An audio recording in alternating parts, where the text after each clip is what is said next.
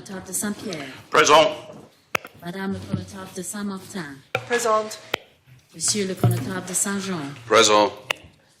Monsieur le Connétable de Saint-Clément. Présent. Monsieur le Connétable de Gouville. Présent. Monsieur le Connétable de Saint-Ouen. Présent.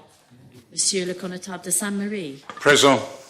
Monsieur le Connétable de Saint-Sauveur. Présent. Monsieur le Député Southern. Madame le Député Labbé. Monsieur le Député Tadier. Monsieur le Député Luce. Madame le Député Dublé. Monsieur le Député Morel. Présent. Madame le Député Lehegara. Monsieur le Député Ayer. Monsieur le Député Ward. Présent. Madame le Député Alves. Madame le Député Gardner. Présente. Monsieur le Député Gorse. Présent. Monsieur le Député Farnham. Présent. Madame le Député Moore. Présente. Monsieur le Député Mezek. Monsieur le Député Ozef. Présent. Monsieur le Député Balash. Présent. Monsieur le Député Coles. Présent. Madame le Député Poré. Monsieur le Député Wall. Madame le Député Miles. Présente. Madame le Député Scott. Présente. Monsieur le Député Renouf. Présent. Madame le Député Curtis. Madame le Député Feltham. Présente. Madame le Député Binet. Présente. Madame le Député Jeune. Présente. Madame le Député Miller. Présente. Madame le Député Howell. Présente. Monsieur le Député Binet. Monsieur le Député Ferry. Présent. Madame le Député Kovac. Monsieur le Député Curtis. Madame le Député Ward. Présent. Madame le Député Wilson. Présente. Madame le Député Stevenson. Présente. Monsieur le Député Andrews. Monsieur le Doyen.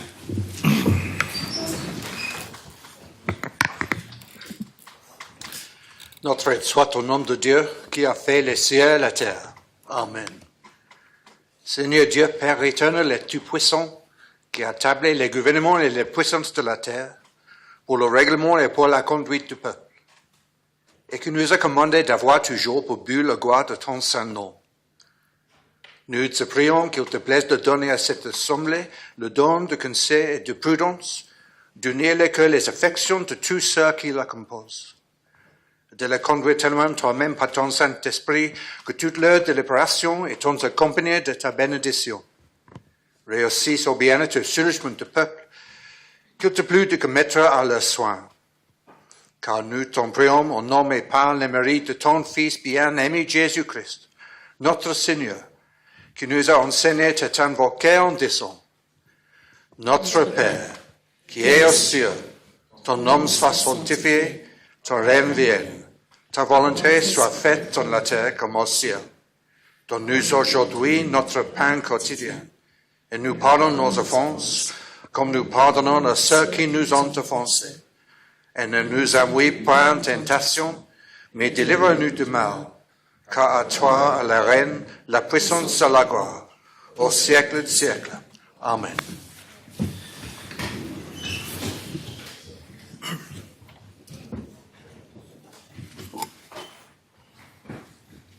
Monsieur le Connétable de Saint-Hélier.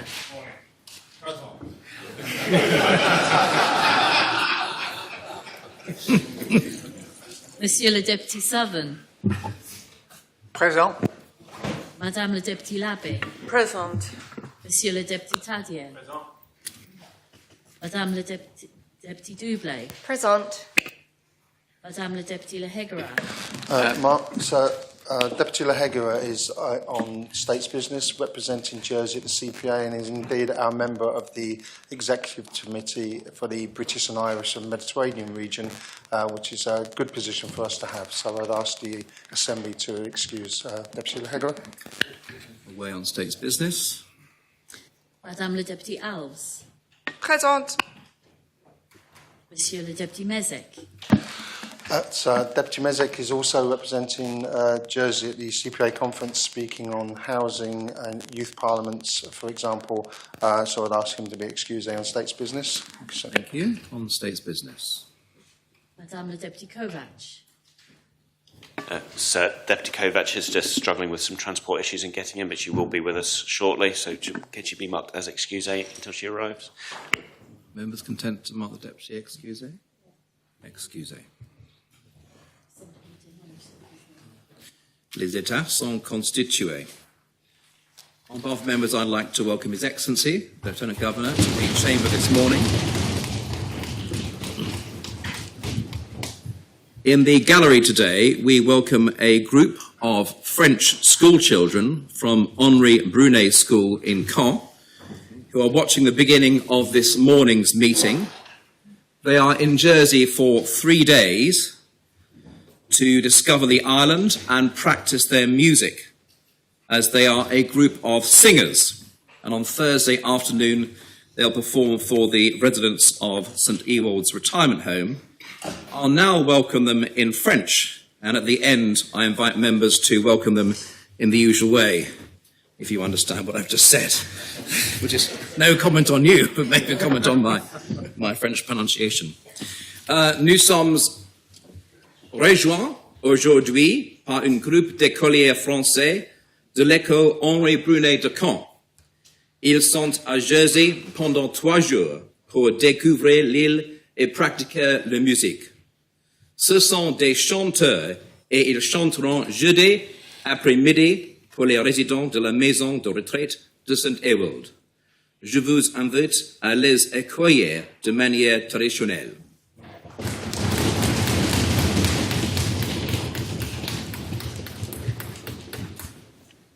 Thank you very much.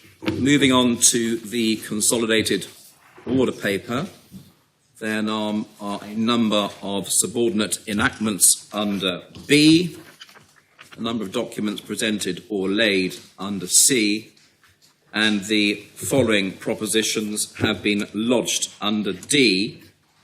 P18, Assisted Dying Amendment, lodged on the 7th of May by the Assisted Dying Review Panel. P21, Common Strategic Policy Amendment, lodged on the 7th of May by the Environment, Housing and Infrastructure Scrutiny Panel. P21, Common Strategic Policy Amendment to the amendment, lodged on the 14th of May by the Council of Ministers. P21, Common Strategic Policy Amendment, Second Amendment, lodged on the 17th of May by the Environment, Housing and Infrastructure Scrutiny Panel.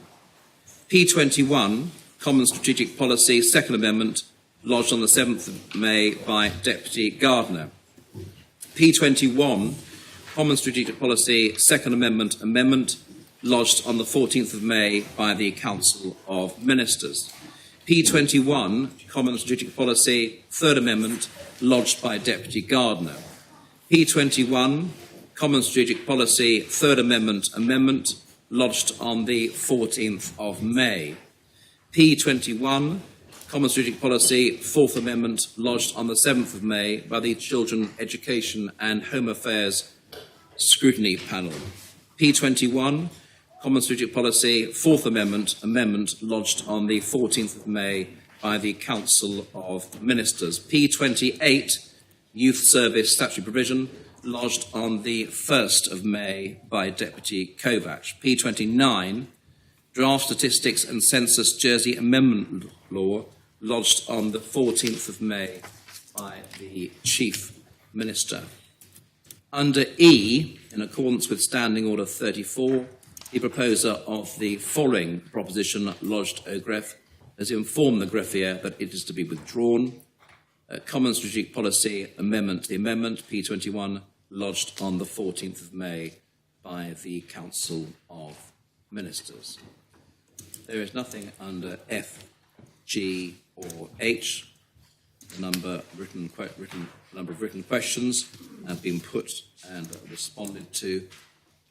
We now move on to oral questions on notice, and the first question will be asked by Deputy Jeune of the Chief Minister. Deputy Jeune. Thank you, sir. Will the Chief Minister advise the Assembly whether there are any plans by the Government to develop a strategy for older people before the end of the Government's term, and if not, why not? Chief Minister. Thank you, sir. The Government are focused on delivering practical actions and have no immediate plans to develop a new overarching strategy. Over the next 2 years, ministers will be working with representative groups to ensure that the policies in relation to this subject are properly coordinated.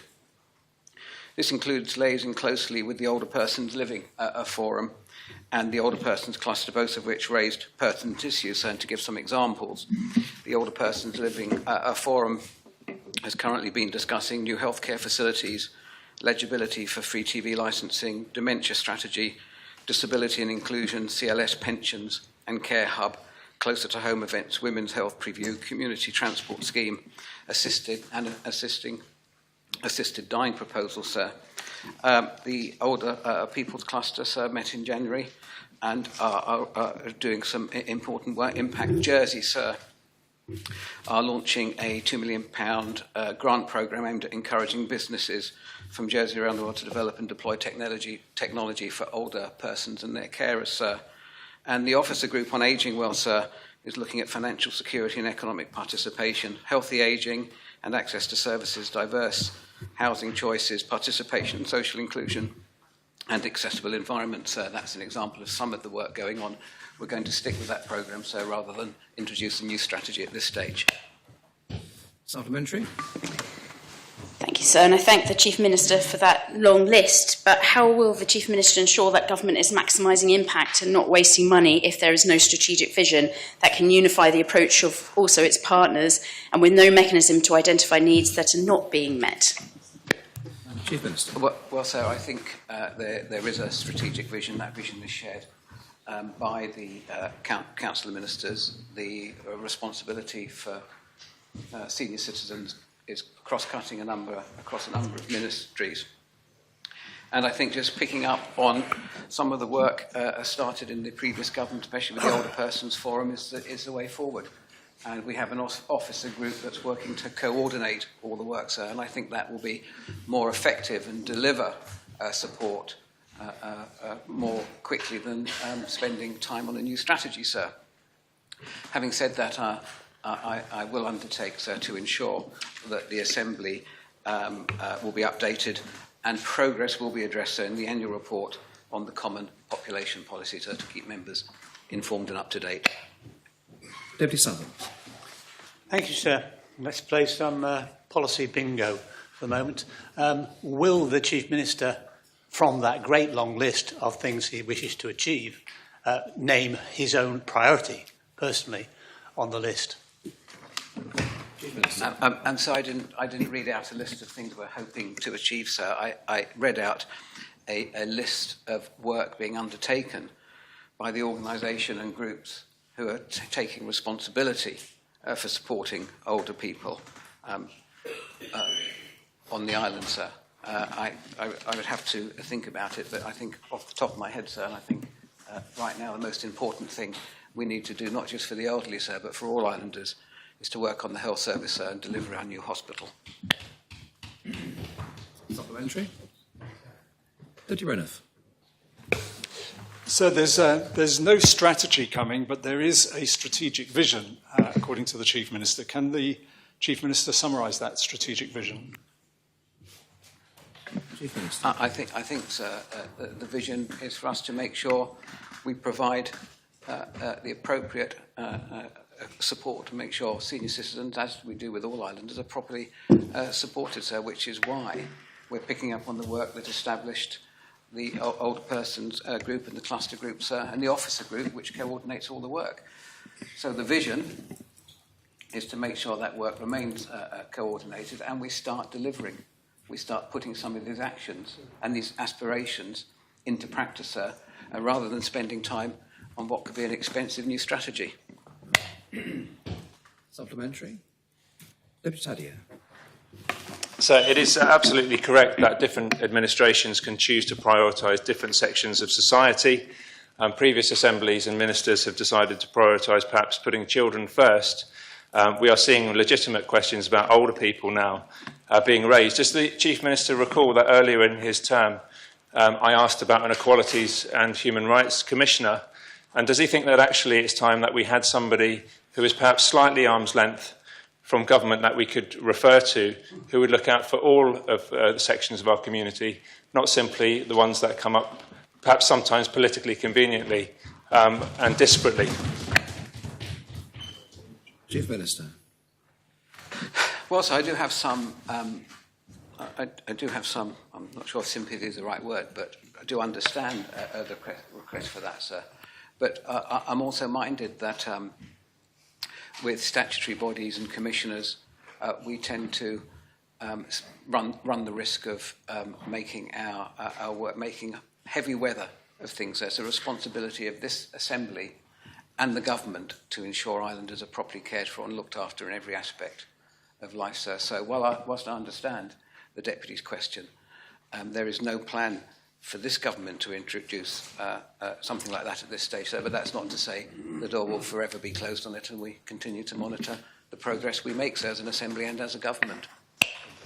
Supplementary. I understand the position the Chief Minister finds himself in, but would he then perhaps give consideration to giving more overt ministerial responsibility to perhaps one of his ministers or assistant ministers to look at the whole piece around communities, human rights and equality and how it affects everyone in our society, and what government could be doing more if that doesn't exist, but if it does, could he give more scope to that individual to bring that forward? Yes, sir, and we've started discussions in that direction with the Assistant Minister, Sir Deputy Alves, and we'll update members in due course. Deputy Stevenson. Thank you, sir. The Chief Minister referred to providing an update as part of the Common Population Policy. Does he believe that this is the appropriate place to provide such an update and a strategic vision on the work being undertaken for older people in our community, especially when older people are often referred to or phrased within the challenges of an ageing population within such reports and discussions? Is that an appropriate place to provide such an update? Chief Minister. Sorry, so was she referring to, I said, the Common Population Policy? Yes, sir. Yes, sir. Because one of the biggest challenges coming our way is the demographic challenges, which are well understood. So that is the certainty that we are going to see a growing ageing population. It's estimated that by 2040 there'll be twice as many of us living into our 80s, sir. So we are going to have to come up with be prepared, sir, for that in society, and that will be addressed in the Common Population Policy in the first instance. So I do think that is an appropriate place, but then I don't want to divert again, sir, from all of the work that's being done by the officer group and the cluster group and the older persons living group, sir, that is gaining momentum, sir, bringing forward some good ideas and is leading to some action, sir. But on the population relation to the growing ageing populations, I think it is appropriate to update members in that report. Supplementary? Yes, please, sir. Does the Minister not accept this is about more than just a population issue? Later this week, we're going to be talking about dying well. Should we not also be thinking about living well as people get older? Absolutely, sir. And that is what all of the work that's being carried out is aimed for. So it's aimed at helping not just the elderly, but all islanders to improve the quality of life, sir. But it is, as I said before, it is a multifaceted challenge we face here. Part of it is population related. The other part is the other parts are improving the well-being of islanders, especially our senior citizens, sir. And that's what we have: the Older Persons Living Forum, the Older People's Cluster. We have statistics. Jersey doing a lot more work, so we understand the statistics and challenges better. We have Impact Jersey, sir, and again, we have the officer group, which is coordinating all of that work. So I think it's good work, It's delivering, and it's something we're going to continue with for at least the short term. Final supplementary, Deputy Joan. Oh, well. Do you have your question, Deputy Gardner? No, I had my light for some time. I thought that you've seen. I apologize. I have my light for some time. Sorry, I didn't spot it. Deputy Gardner. Do you want to ask a question? Yes, please. I'm going to thank you for the Chief Minister saying that living well is important. Would Chief Minister agree that the aging process is predictable, gradual, and to follow this, we can have an adaptation plan than to face a crisis in another 20 years? Chief Minister. Yes, I think that will be an essential part of the planning process. We want to make sure we're prepared to changes in demographics across the island. So, and I think at the heart of that work is to make sure we are prepared. Thank you. And follow this, would Chief Minister explain how to be prepared doesn't include strategic vision, which will have detailed, planned, phased approach?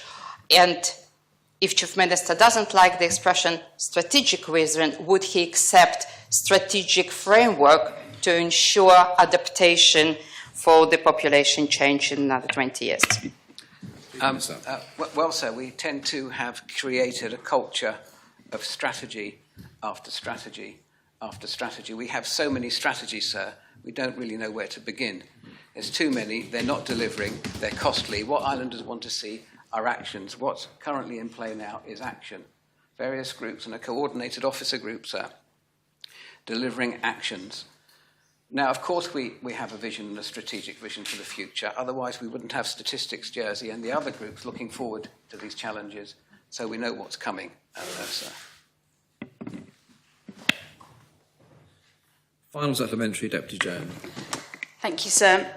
If there's no intention of building an older person strategy that in part would tackle stigma, indirect social pressure and ageism, and I didn't hear this on the long list of the Chief Minister, can the Chief Minister advise how he will ensure there are safeguards written into the assisted dying legislation to guard against the concerns around indirect social pressure on older people who feel a burden on their family?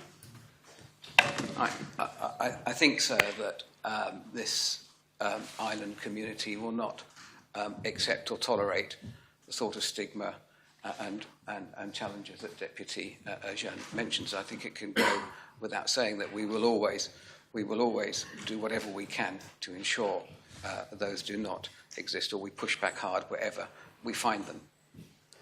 In relation, sir, to the assisted dying debate, I think I can make my points clear during the debate, but of course the legislation that we're going to bring forward to cover those issues. So I can't simply answer complex questions she answered off the top of my head, but we always rely on legislation in such matters. So, and I know we're breaking new ground with this, should the states agree to go forward with it.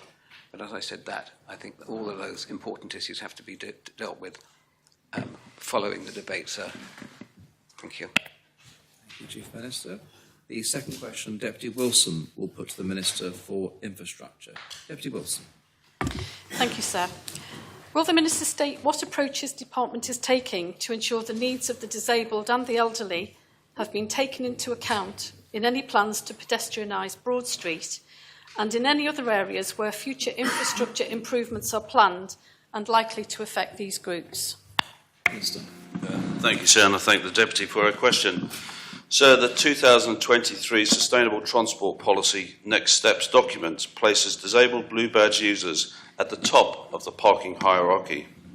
As set out in that document, the Department will be starting a review of curbside parking later this summer, which will consider how St Heliers' valuable curbside parking is prioritised and distributed amongst its users.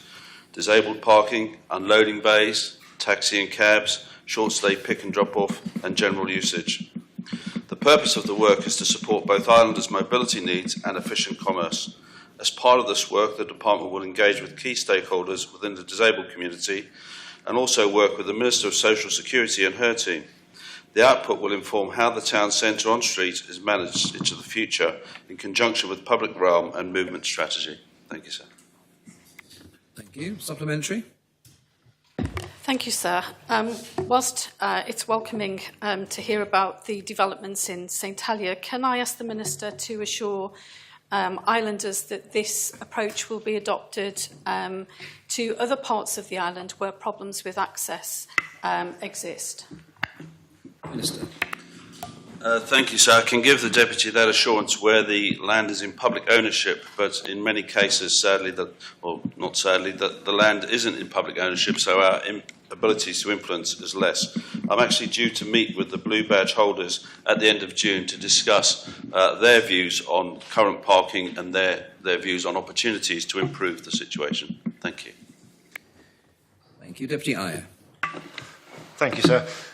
When would the Minister expect the funding to become available to pedestrianise Broad Street? Thank you, sir. Minister. So I'd expect the work to start in Broad Street within the next 12 months. Thank you, sir. Supplementary? Deputy Southern. What access will the Minister maintain to buses in Broad Street, and in particular the Hopper bus, which is being, I believe, finally being quite successful at getting people in and out of town? Minister.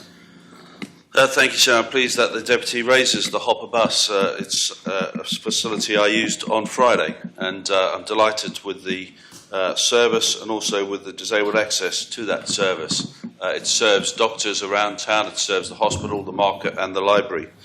So we're liaising with the bus company about alternatives to Broad Street.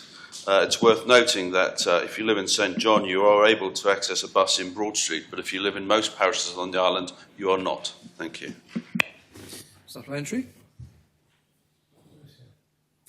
Deputy. Thanks, sir. The Minister may be aware that traffic was banned in King Street finally in 1974, and I'm sure there would be very few people in the island in the Assembly who would go back to that. But rightly, I think, concerns around access are legitimate, including for disabled people. But I would specifically ask about the one working music pub that we have on Broad Street, which is called the Blue Note for a good reason, which musicians, especially if they're carrying heavy drum kits, might need to pull up outside. Does the Minister believe that there can be a balance struck here where pedestrianisation may and I believe should come, but not at the expense of logical outcomes for those groups? Minister. Yes, sir. In fact, a fellow deputy has made me well aware of the live music that takes place at the Blue Note, as if I hadn't been myself, to enjoy some of that.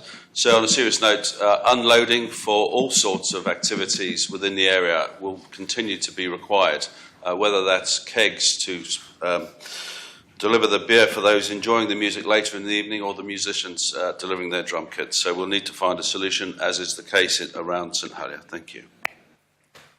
Supplementary? No. Deputy Wilson, final supplementary? Thank you, sir. Could I just ask the Minister if he would be minded to extend the approach that he's taking to parking and access to roads to other issues of access in relation to the infrastructure and the buildings provided by the states? Minister. So I believe we've got a legal duty to ensure that we provide access to our buildings. Some of them, such as this one, has got restraints, but we need to do everything that we can to provide access to our public facilities. Thank you. Thank you, Minister. Question 3, Deputy Ayer will put to the Minister for Infrastructure. Deputy Ayer. Thank you, sir. Will the Minister advise the Assembly whether he intends to revise legislation regarding the use of electric scooters on roads and pavements, and whether such legislation will include provision for the wearing of helmets and third-party insurance cover? Thank you, sir. Minister. Thank you, sir. Sir, I thank the Deputy for his question. Sir, at this time I do not intend to revise legislation to legalise electric scooters on our roads and pavements. I believe we have other priorities. While I recognise the potential benefits of electric scooters, significant concerns remain regarding safety, infrastructure and enforcement. So I believe that further studies and careful planning are necessary to address these issues comprehensively, ensuring the safety and well-being of all road and pavement users remains a priority. Therefore, I do not plan to revise the current legislation at this stage, but will continue to monitor developments, experiences and evidence from other regions to inform future decisions. Supplementary? Thank you, sir. In regard to other regions, is the Minister aware that in Ireland, the Minister for Transport brought in regulations which came into effect yesterday that children under 16 will be banned from using e-scooters in public places, the speed of those scooters would be limited, and there would be prohibition of passengers on the scooters, and that they had to be fitted with an audible warning device. Does the Minister believe that such regulations should be brought in here as well? Thank you. Minister.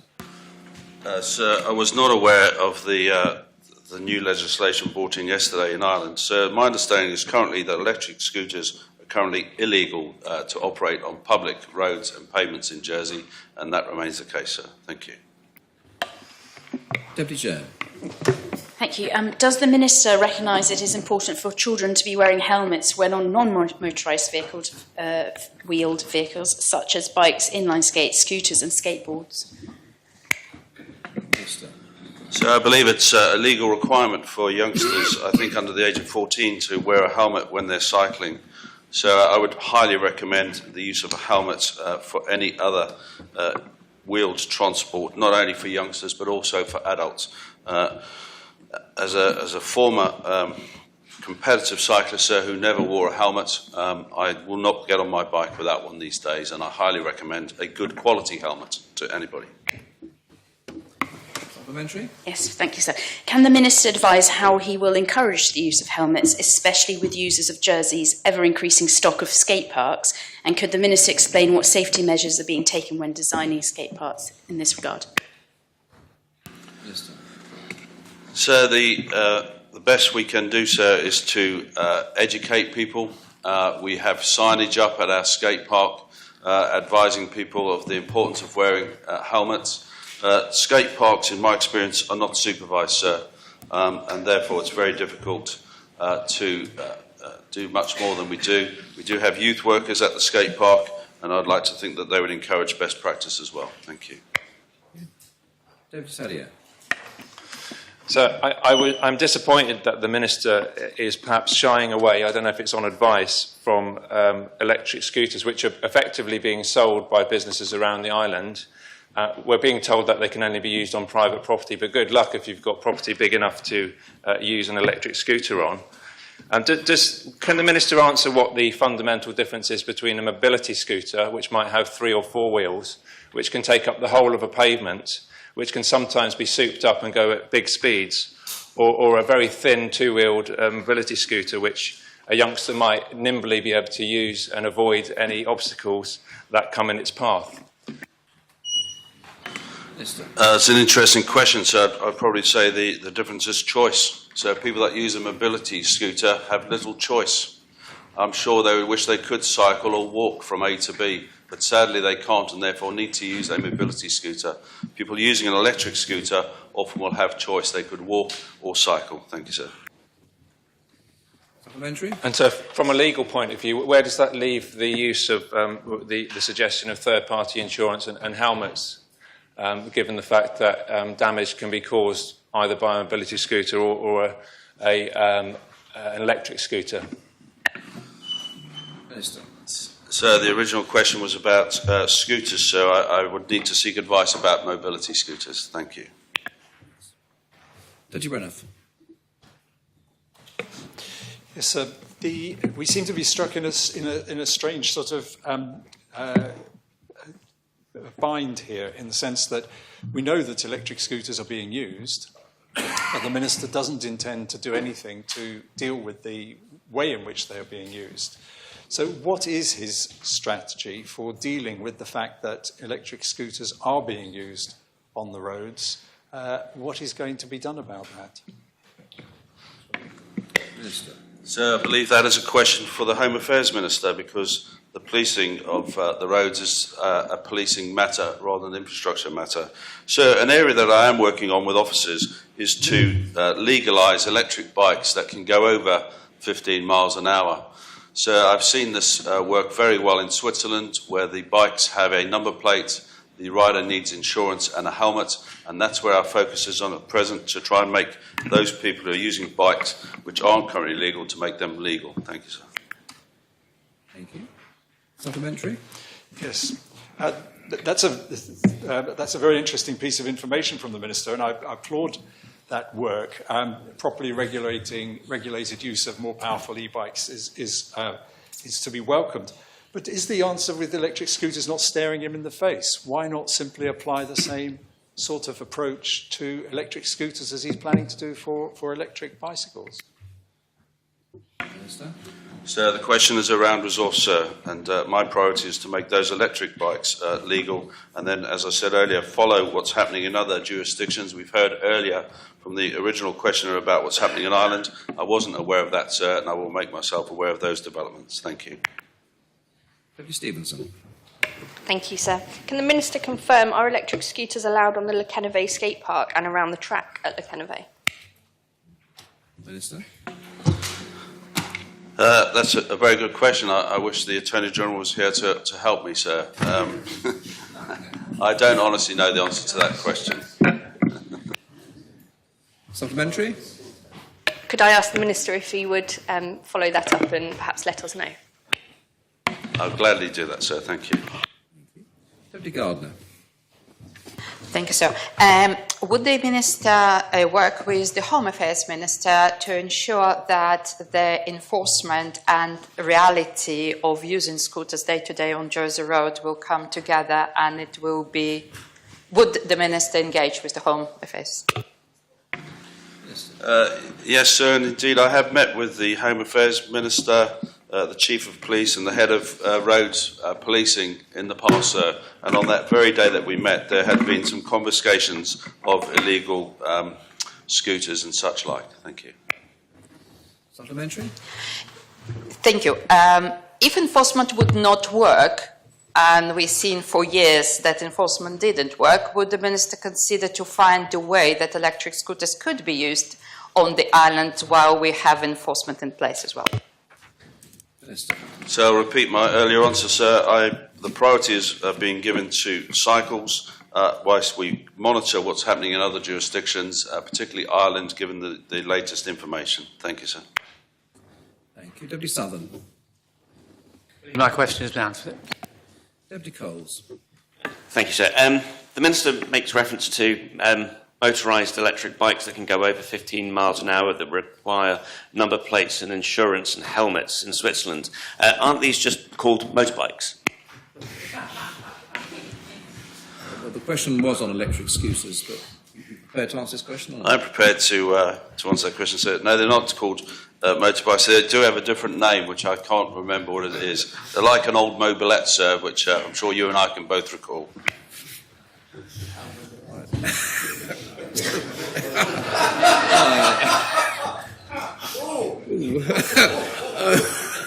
Any supplementary, Deputy Coles?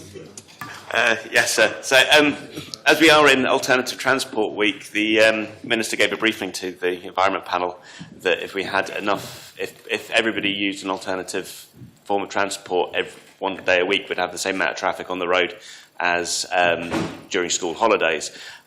So wouldn't it be better to encourage these electric scooters as an alternative form of transport to get more people out of their cars? Minister. So I apologise, sir. So it is Alternative Transport Week, sir, and I would encourage all members, if they're able to try and use alternative transport on at least one day this week. So we have to make sure that things are safe. We have to consider all road users in the round, and that includes pedestrians. And at this time, we're not able to get this across the line. We will look for additional information, sir. But as I said many times, my priority is to make the electric cycles legal. Thank you. Final supplementary, Deputy Ayer. Thank you, sir. Since it is Alternative Transport Week, would the Minister consider allowing a trial zone where the use of e-scooters on roads and pavements would be permitted, as has happened in other jurisdictions? Thank you, sir. Minister. Sir, I'm not aware of another jurisdiction our size, sir, that has done that. I am aware of jurisdictions where they use geofencing, where they can manage the speed of those scooters in a particular area. So I'm happy to consider all those ideas and happy to discuss with the Deputy. Thank you. Thank you, Minister. Question 4, Deputy Andrews will put to the Minister for Treasury and Resources. Deputy Andrews. Thank you, sir. Will the Minister state the total amount of growth expenditure that has been agreed by the Assembly through the adoption of the last 5 government plans? Minister. Thank you, sir. I thank the Deputy for his question. Growth has been set out separately in respect of government plans from 2020 to the current government plan for 24 to 2027. Adding up those amounts give a total of £276 million in revenue growth to budgets which have been agreed by the Assembly over the last 5 years. This amount relates to growth requests for new funding and excludes other movements in budget such as pay awards and inflation, which are also set out separately in government plans. Thank you. Supplementary. Deputy Stevenson. Thank you, sir. Last week, the Minister told Scrutiny that there would be no growth bids as part of the government plan process. Can members therefore assume that if this question is asked again next year, the total number will have not gone up? Minister. No, I can't say that because, well, the Council of Ministers have agreed that there will be growth bids only in relation to the delivery of the CSP, which we'll be debating later today. So there may be some growth bids. There will also be growth for inflation and things like pay awards and central costs. But we should not see significant growth. The CSP is clear that we are going to try to constrain the growth in public spending, to reduce spend on consultants and to reprioritise budgets so far as possible. So we are very much committed to limiting growth in future, or certainly for the next 2 years. Supplementary. Thank you, sir. And I appreciate the answer from the Minister, but I would also point out that she said in her first answer that inflation and pay awards were not included as part of the figure. So to say that they may be part of it, I don't think adds up entirely. What would the Minister define as significant growth, given that she's just said there will not be significant growth? What is the definition of significant growth? Minister. No, I can't give you a definition of significant growth because it very much depends on what we need to deliver the CSP. However, we will be seeking to control expenditure, to reprioritise and to stay within our means. Thank you. Deputy Braniff. Yes, sir. Putting together what the Minister said at Scrutiny last week and today, what I'm understanding is that growth bids will be allowed in relation to the Common Strategic Policy, but will not be allowed in relation to any other government department or bids from other departments. Can she confirm that this is the case and that all ministers have signed up to this plan? Minister. Yes, I believe ministers have agreed to that. Supplementary. Deputy Gardner. Thank you. Would the Minister clarify if the subsidy for the businesses to meet the commitments for living wage would be included in the bid gross and they will be relevant? Minister. Sir, I'm not sure that's supplementary. The question was about the last 5 years, and we're now looking at the coming years. I'm not entirely sure that's supplemental. Yes. Another question to ask instead? No, it was a supplementary followed the answer of the Treasury Minister. So it's a question because of the answer that the Treasury Minister gave. Yeah, I allow the question then.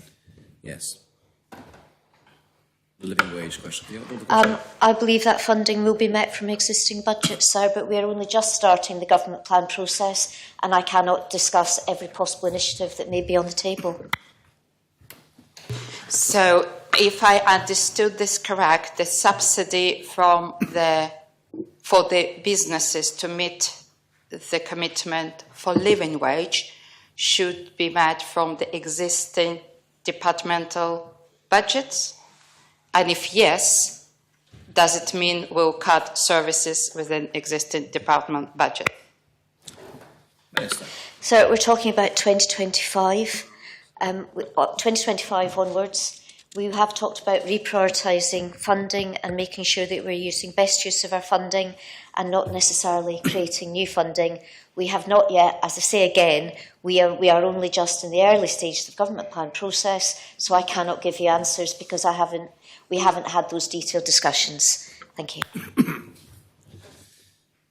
Thank you, Minister. Question 5, Deputy Miles will ask of the Minister for Education and Lifelong Learning. Deputy Miles. Thank you, sir. Will the Minister provide an update on the status and future of the International Baccalaureate programme delivered by Holier School? Minister. Thank you, sir, and I thank the Deputy for her question. In October 2023, after reviewing the suitability of the curriculum, Holier School made a decision to discontinue the International Baccalaureate, the IB, due to there being fewer students interested in the course. However, students who have enrolled in the IB diploma in September 23, current year 12s, and September 22, current year 13, will complete their IB diploma, but there are no current plans to restart in the IB programme at this time. Supplementary. I thank the Minister for his response. Does the Minister think that a potential reason for the lower take-up is the policy of some secondary schools to allow students to give up a modern foreign language at GCSE level? Thank you, sir. There are numerous reasons why the IB is not popular. One of them may well be linked to languages, but it also may be linked, for example, to what keeps giving so much to us, which is Brexit, because that has changed, for example, the cost of going to university in Europe. It used to cost €2,000 to go to the Netherlands, one of the Netherlands universities. Post-Brexit, we're all foreign students now, and that's gone up to around €12,000 to €15,000, sir. So there are numerous reasons. I would also say when we talk about languages in schools, we have to be very careful about what we can supply and looking at the curriculum itself, which is very, very full. Thank you, sir. Thank you. Deputy Gardner. Thank you. Follow the announcement of the Holier that they will not continue with IB back in October 23. There were initial informal discussions with the secondary heads of other A-level colleges, and it was initial informal discussions. Obviously, we didn't have time to progress. Would the Minister consider to speak with the secondary heads and to find out if it's any way to save IB on the island and to allow students to do IB if they wish on the island? Thank you, sir, and I do thank the Deputy for that. Yes, the initial informal discussions could mean anything. A letter was not sent to heads at that time. A recent email has been sent to head teachers to ask their interest. And yes, I would encourage head teachers from across our post-16 provision to look together as to whether there is a way to provide the IB. One of the numbers I have in my head, I'm not an expert in IB. I do have a friend who is, though, so who sends me lots of messages. That really you need between 50 and 75 students undertaking the IB diploma, which is the more academic. Although a combination with the IB career progression, that may help. And to get those numbers of students really would require, I believe, cooperation across our sixth form providers. Deputy Carrier. Supplementary.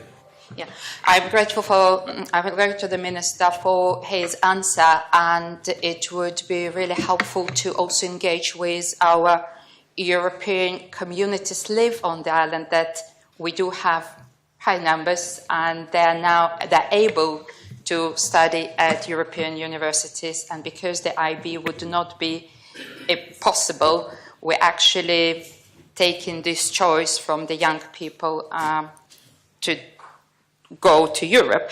So would the Minister also engage with the European minorities on the island and to see the views of the student and the parents. Thank you, sir. The IB is not the only route to European universities. A-levels are a very popular route as well, and they are accepted by universities across the world. So it does not having the IB does not stop that route. But so we get back to the main point, which is we need to be able to provide the IB in a sustainable way. Holier School has a significant number of students, has to staff the A-levels that are there. The only way this will happen is to work across our sixth form provision. That is not happening as much as we'd like it to at the moment. It does happen, and that's not a criticism of the schools, but that's a way forward with the IB. The enrichment parts of the IB, though, sir, can be used across our curriculum. They are very, very useful.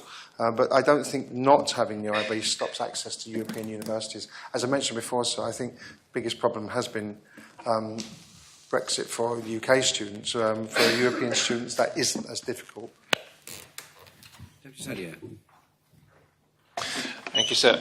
Does the Minister perhaps agree that one way to look at the demise of the IB is that is a symptom of a wider problem, and that we have a fragmented sixth form provision in Jersey, and that perhaps the only viable way of bringing back the IB would to have a sixth form college in Jersey where IB is the only syllabus that is provided post-16?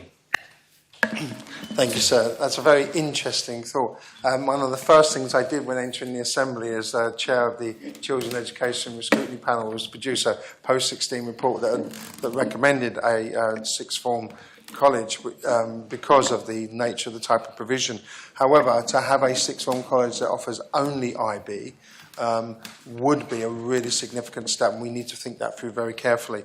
Personally, I believe it's not just about IB, it's about A-level, it's about BTEC. We have to be cognizant of what happened in the UK with T-levels, which are vocational qualification, academic vocational qualifications, because if they take hold, we will need to respond to them.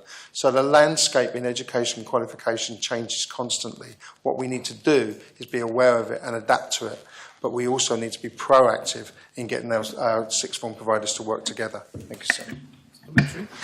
If I may, sir, and does the Minister agree that fundamentally the issue with the benefit of the IB is that the A-level system, which is effectively a UK model applied in Jersey, does demand specialisation and very narrowing of the syllabus very early on compared to most countries, including European countries around the world? So would he take steps to look at whether there are mechanisms to bring back the IB in a manageable and sustainable form? Yeah, thank you, sir. I don't think A-levels are just UK here. A-levels are used worldwide. Yes, there is a need to make choices at A-level early on. It does depend what A-level you do. Some A-levels would, some teachers of A-levels would say they are certainly not narrow. They are very broad. The balance between academic and vocational and other education is always going to be an issue that we have to address. Yes, I would like to take steps to ensure that the IB is possible, but partly, sir, we have to have young people wanting to choose that route for their education. That needs to be proved as the most valuable route for them. And the only way we're going to be able to do that is to get our sixth forms to work together, and we are working on that, and I would encourage that, sir. And that's one of the things I will take forward in the short time we have left in this Assembly. Deputy Brenner.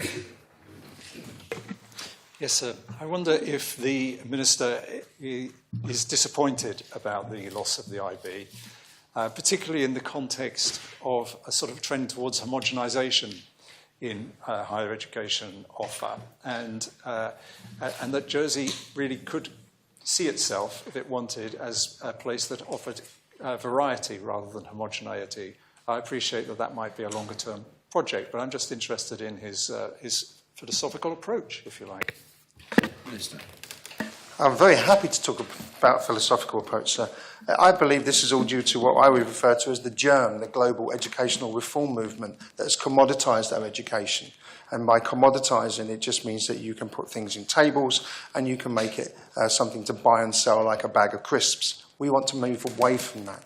And true education does include the provision of things such as the IB, BTECs, HNDs, those wonderful qualifications that serve our communities, and indeed, sir, A-levels. A-levels 2 are a great qualification, a proven qualification, but what we need to do is have the right qualification available at the right time, and that will mean that we perhaps in the long term, and perhaps it's not for this Assembly, but for the future, have to break down some of the barriers that exist in our education system in terms of the provision that we have.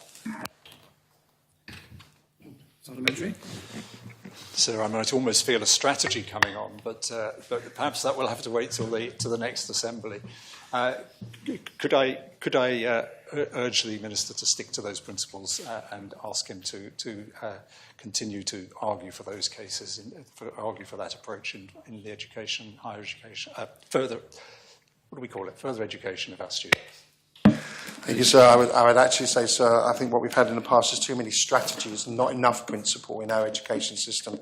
Educationalists around the world, particularly in the UK actually, have suffered from strategy after strategy telling them how they should deliver, what they should deliver, rather than respecting the profession and allowing to deliver the right thing at the right time for the right people, for the right reasons. So I would want to do that. Thus, I've added the lifelong learning part to the Education Ministry, because we have to take it not just in post-16 but throughout the lifetime of people on this island as we change course sometimes, as all of us have done in our careers. Thank you, sir.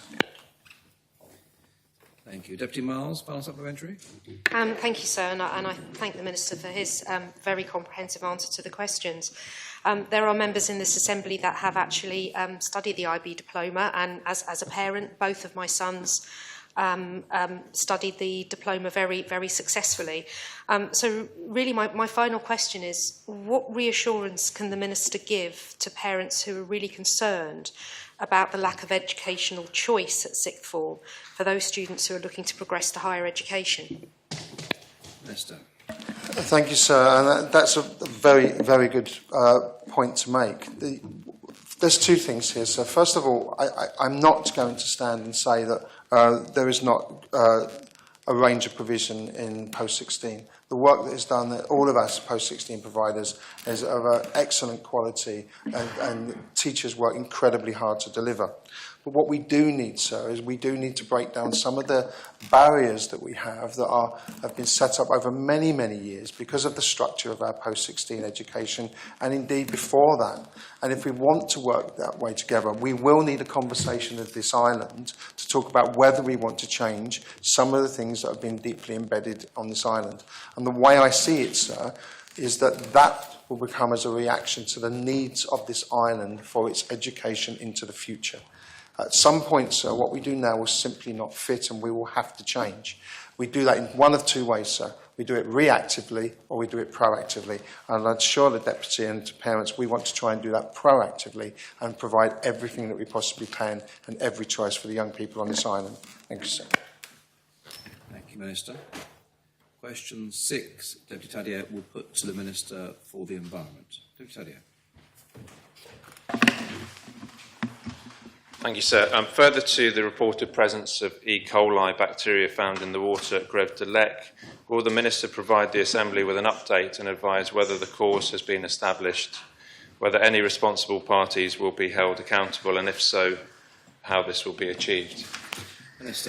Thank you, sir. It won't be a surprise to the Deputy and to members to know that the Regulation Directorate in my department have undertaken and started a full investigation into this incident, and I have to say to members that that investigation is still ongoing, so providing further information at this stage is difficult. But I can say that and advise that the cause has not yet been established, and therefore the responsible parties can't be held accountable. But as an update, sir, I can give members a very hot off the press, literally in the last few minutes, the results of yesterday's standard seawater testing, which happens on a weekly basis. But before I do that, I would just say last Monday, the level taken in the sea at Greve de Lec was 3,300 CFU per 100 mil. Last Wednesday, it was 1,800. But the figure taken yesterday, and as I said, has come to me just in these last few minutes, is 718. Anything under 500 is regarded as good. So the message and update to members this morning is things are improving. There's still work to do. And once the full investigation has been completed, we will know more about the source. Supplementary. Yeah, has the Minister been in conversation with the Minister for Economic Development about the potential impact or the real impact that this might be having on our tourism sector and the confidence in that? Sir, I don't need to be in contact with the Minister for Economic Development to know the impact. It's a great disappointment to me personally, and I'm sure to everybody, that we have these incidents on our beaches, and any adverse publicity of this nature is never great. We monitor 16 beaches across the island on a regular basis, weekly basis, from May till the end of September, and generally, Greb de Lec being a typical example, it's excellent. And it's good that we test regularly, because we do pick up on these sort of incidents and we can then act on them. But yes, I fully understand the implications on not only on tourists, but the very large number of locals who swim on a regular basis all the way through the year. Deputy Renouf. Is the Minister able to at least give us a little information about the cause of the incident in the sense that is he able to say whether it is likely that it comes from the stream coming in, or is it likely to have been a source from at sea, if you like? I can't obviously say anything specifically, sir, but I think it will be quite obvious to most members that the stream which goes onto the beach at Greb de Lec is the most likely cause. I can't say definitively that it is, but we know we have mains drains in the area. There's a pumping station at Greb de Lec. We also have a number of properties in the vicinity which will rely on boreholes and septic tanks and soakaways, and all will be investigated. I can assure members of that, and I can only come back to the Assembly with results once the investigation is completed. Supplementary.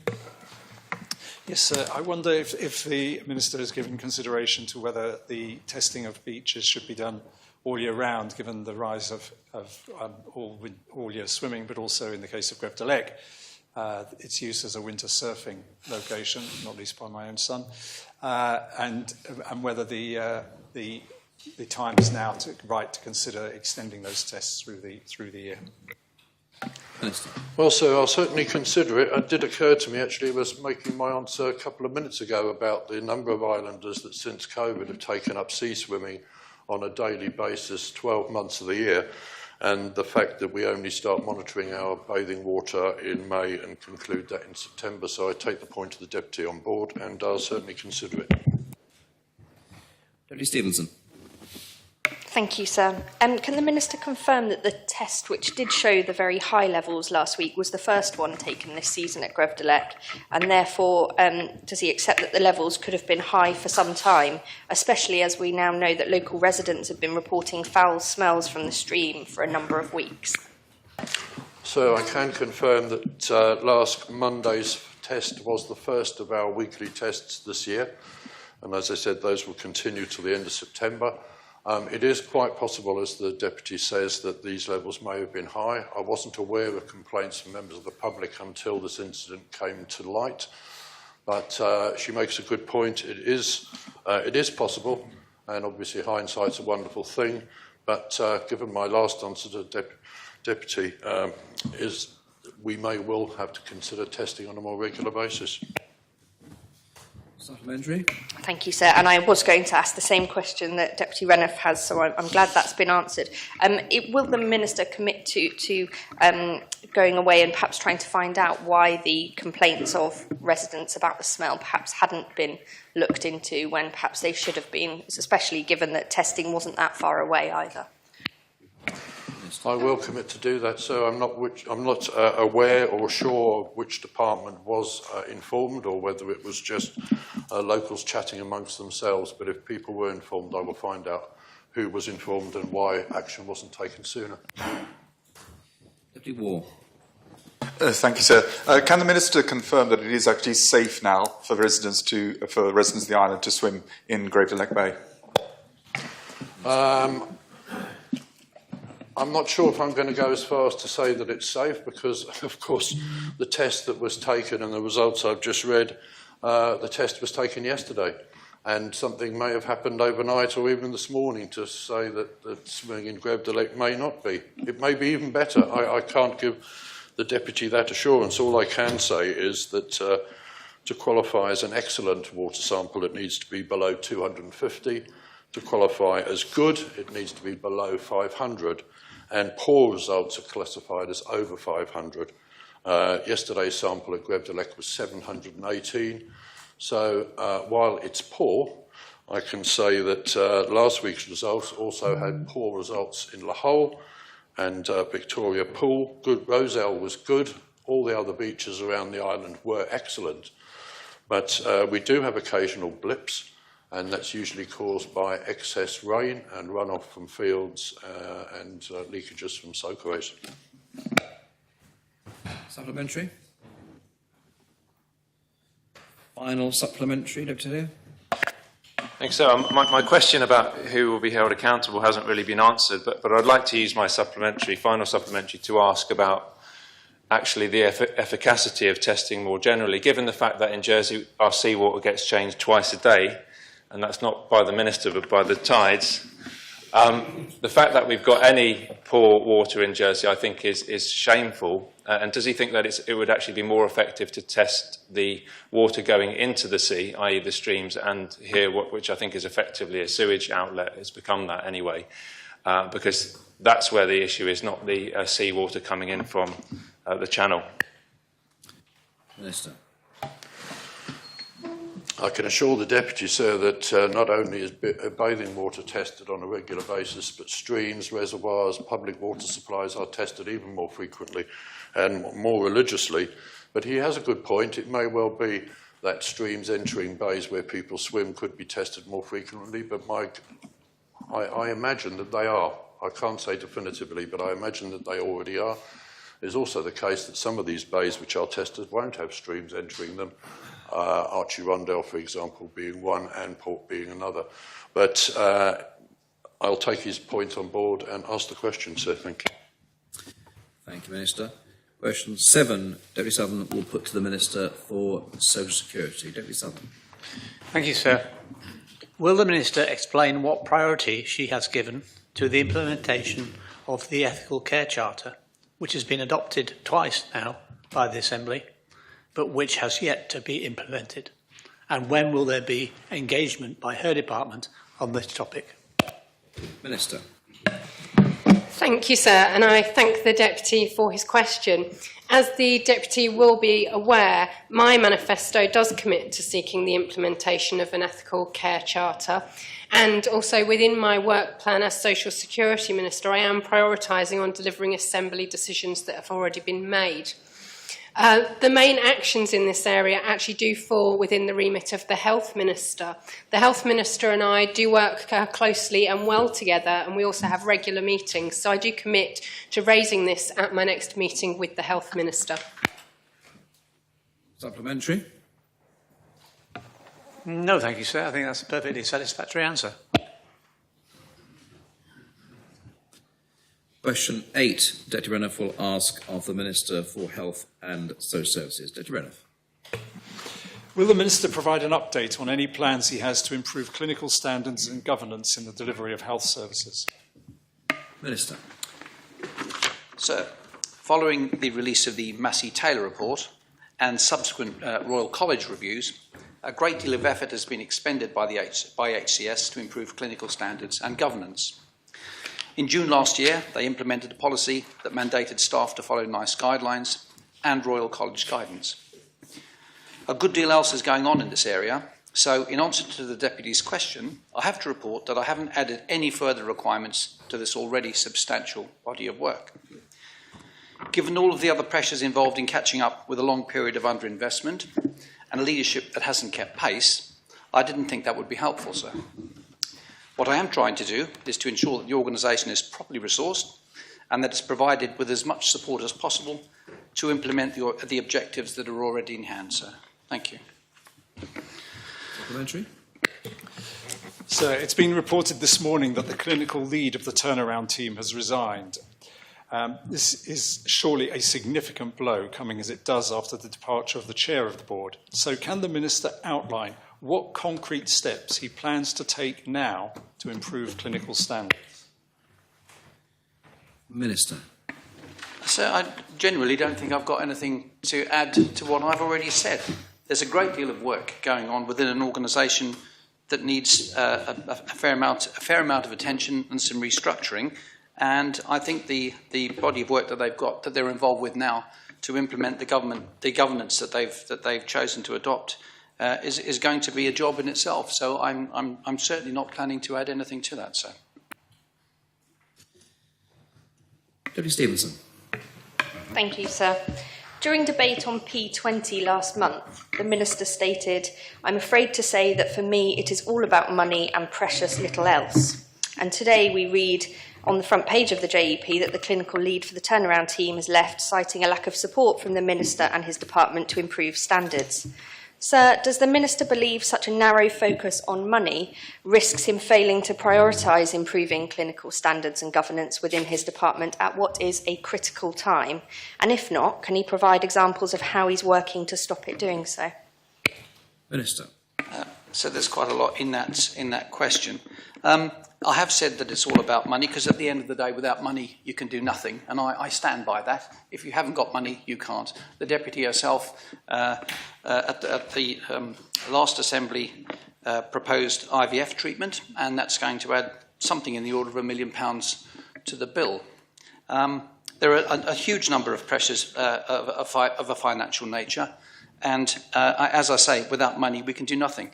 But it would be wrong to say that I'm only focusing on the area under discussion.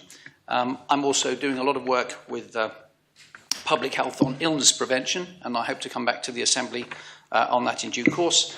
Of course, dealing with the £18 million deficit and the additional expenditure that we actually keep laying onto the health service has to be dealt with.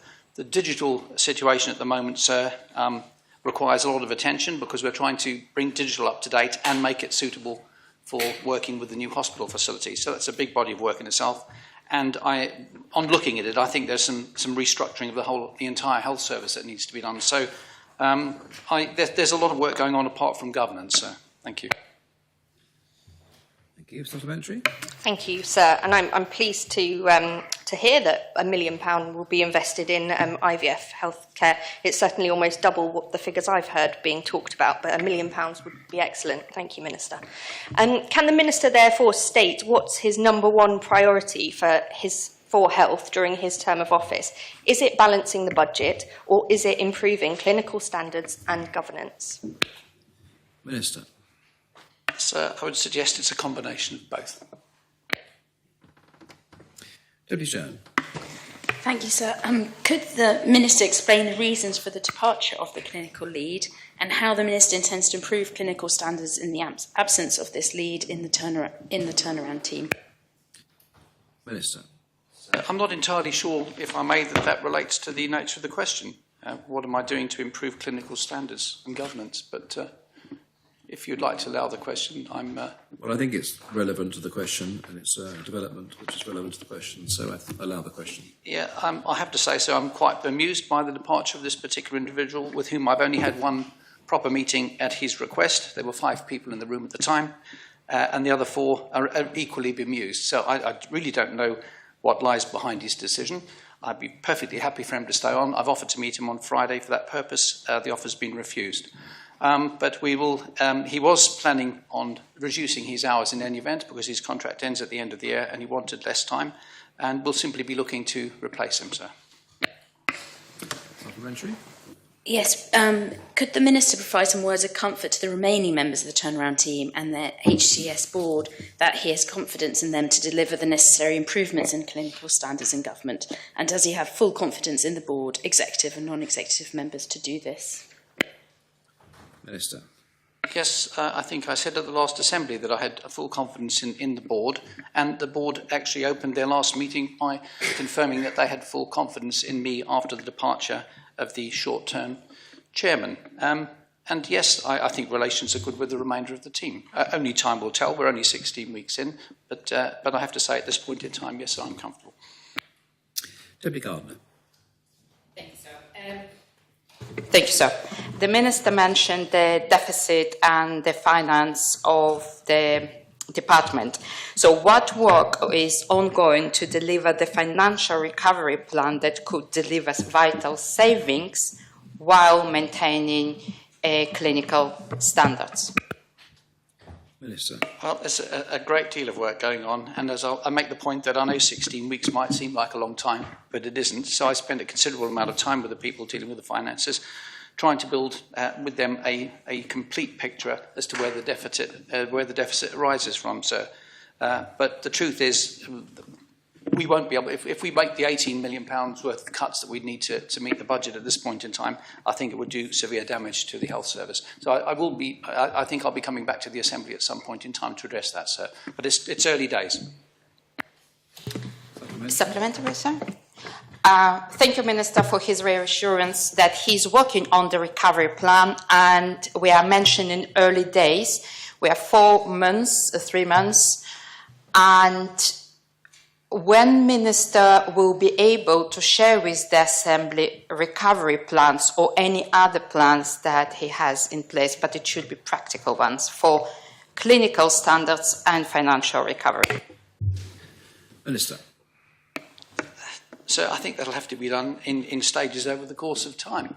It's a big body of work, and I can't certainly put it in terms of where we are complete with the finances. I can only come back to the Assembly when we're ready to do so, sir, and I'll make that as soon as possible. Thank you. Final supplementary, Dr. Renouf. So the Minister has several leadership posts to fill in HCS. The Chair of the Board, of course, the HCS Interim HR Director also left recently, and now, of course, the clinical lead.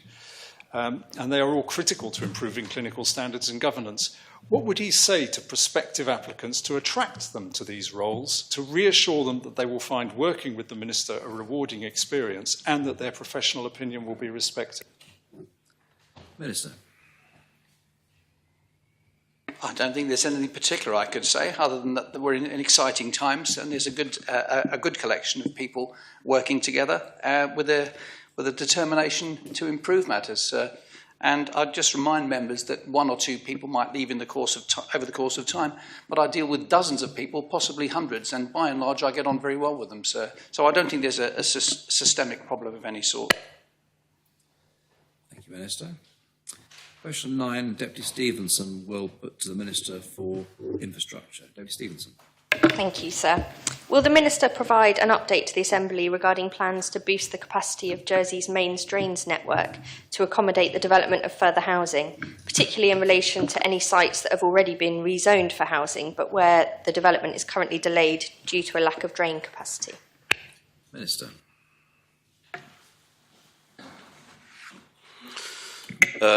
Thank you, sir. So much of the island's foul sewer network is nearing maximum capacity.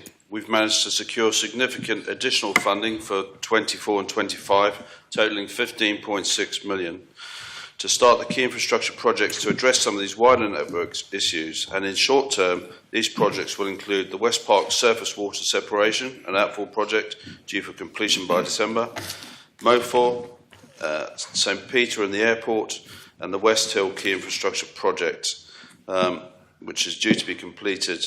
The first part is due to be completed, sir, by December 25 to tie in the proposed developments at J1109 and T1404.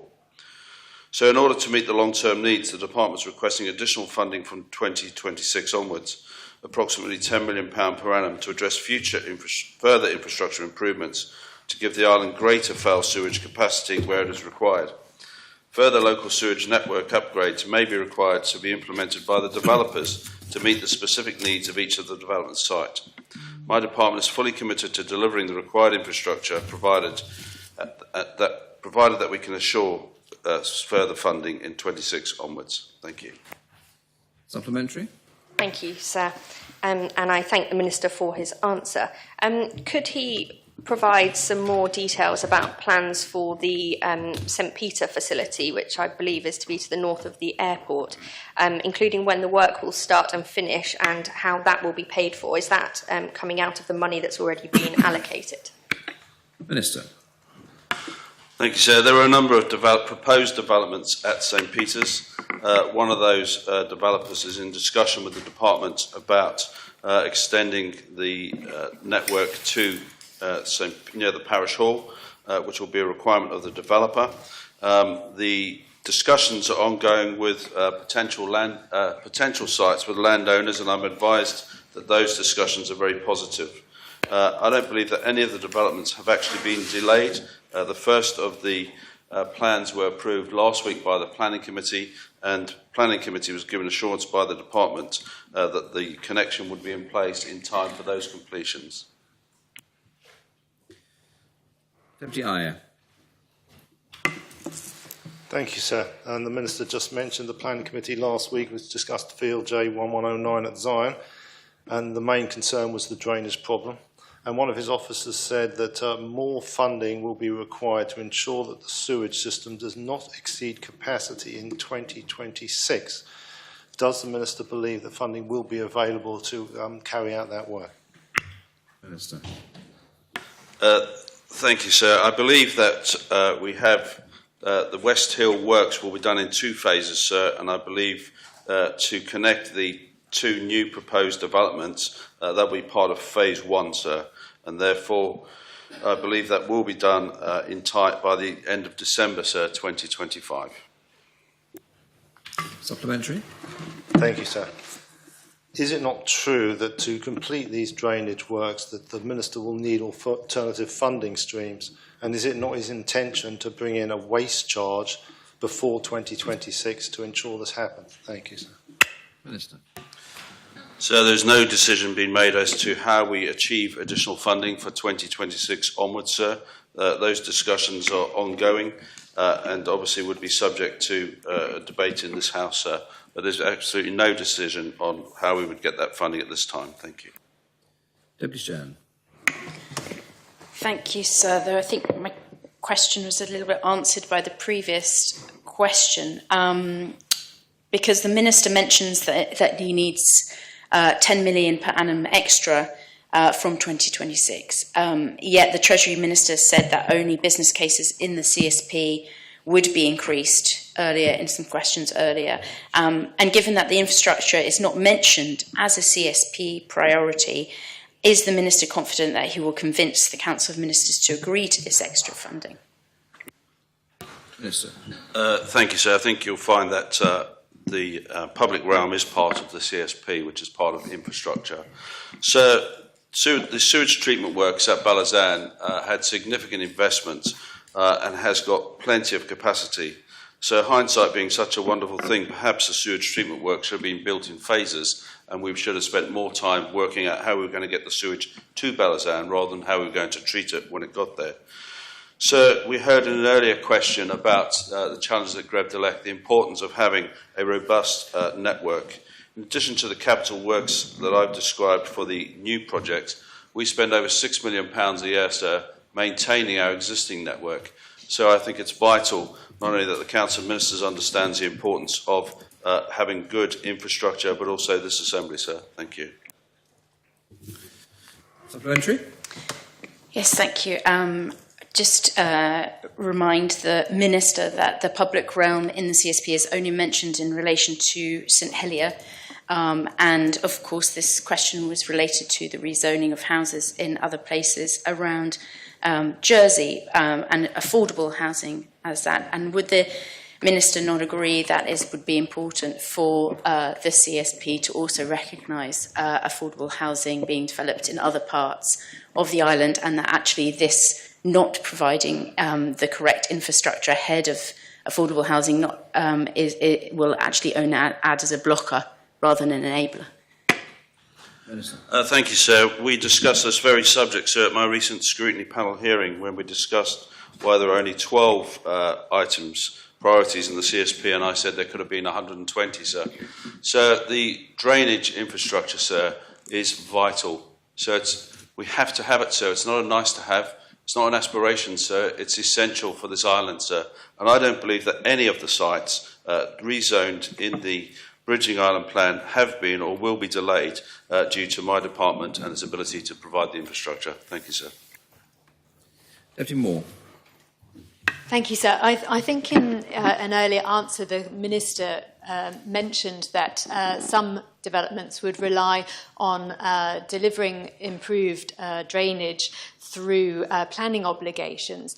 Does the Minister accept that for some relatively small sites with, say, 130 or 60 units, covering that cost as a result of planning obligations, in addition to the other items that are required of them by his department, will only seek to increase the costs of those homes to the ultimate beneficiaries, who are people who are seeking affordable homes?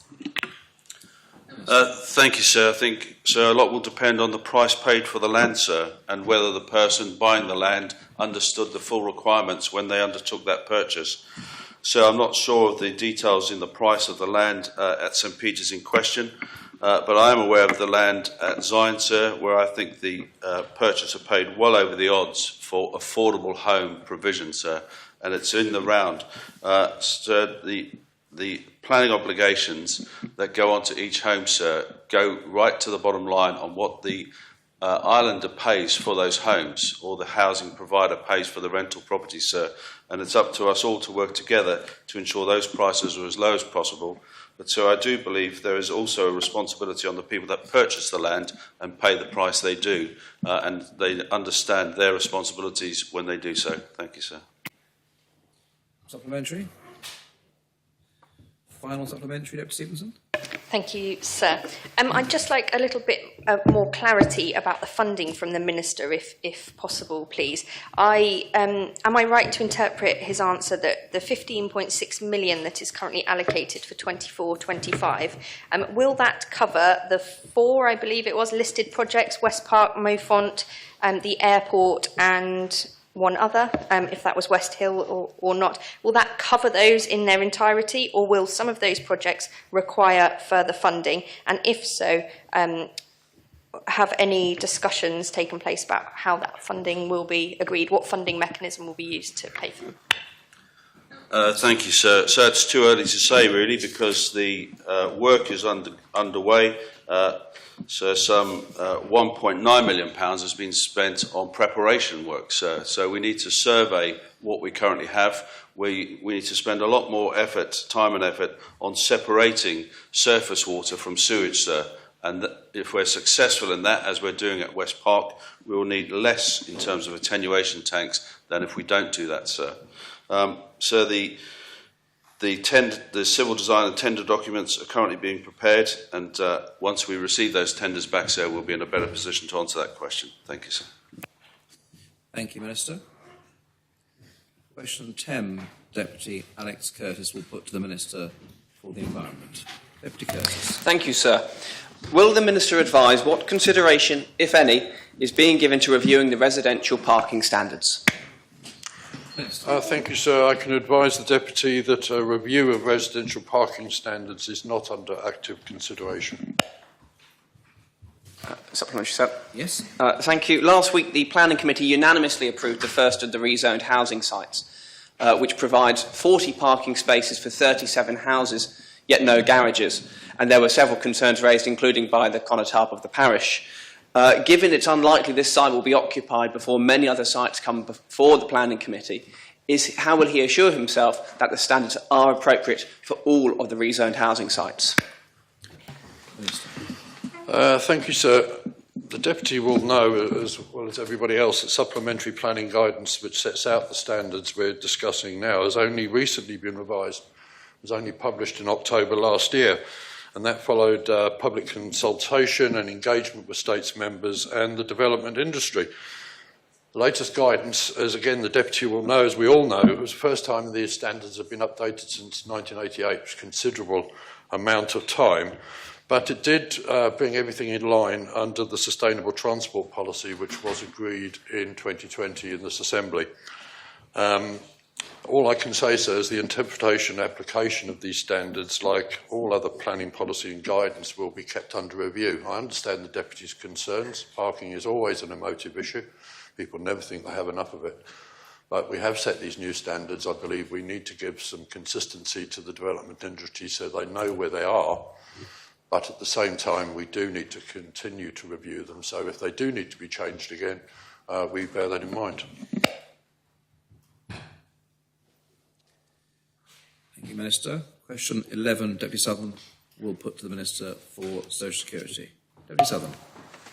Thank you, sir. Will the Minister advise what actions are undertaken by Social Security officers to enforce compliance with the terms of the Employment Jersey Law 2003, in particular the requirement that contracts of employment are accurate and issued promptly, and how many inspections are conducted as part of this work and at what intervals? Minister. Thank you, sir. The employment law contains a criminal sanction for the failure of an employer to provide written terms and conditions. That's in Article 9. There is a dedicated employer compliance team within Revenue Jersey which deals holistically with employers' responsibility under tax, social security and employment law. That team prioritises its work on a risk basis rather than via routine visits, and will generally tackle any issues with an employer at the same time. This does include prosecutions in the most serious cases, and whilst the last prosecution was late last year, I understand that further cases are being worked on by the Attorney General's team. The team at Revenue Jersey will respond to and resolve any specific instances involving employers, including under the employment law, when islanders bring these to their attention. Supplementary.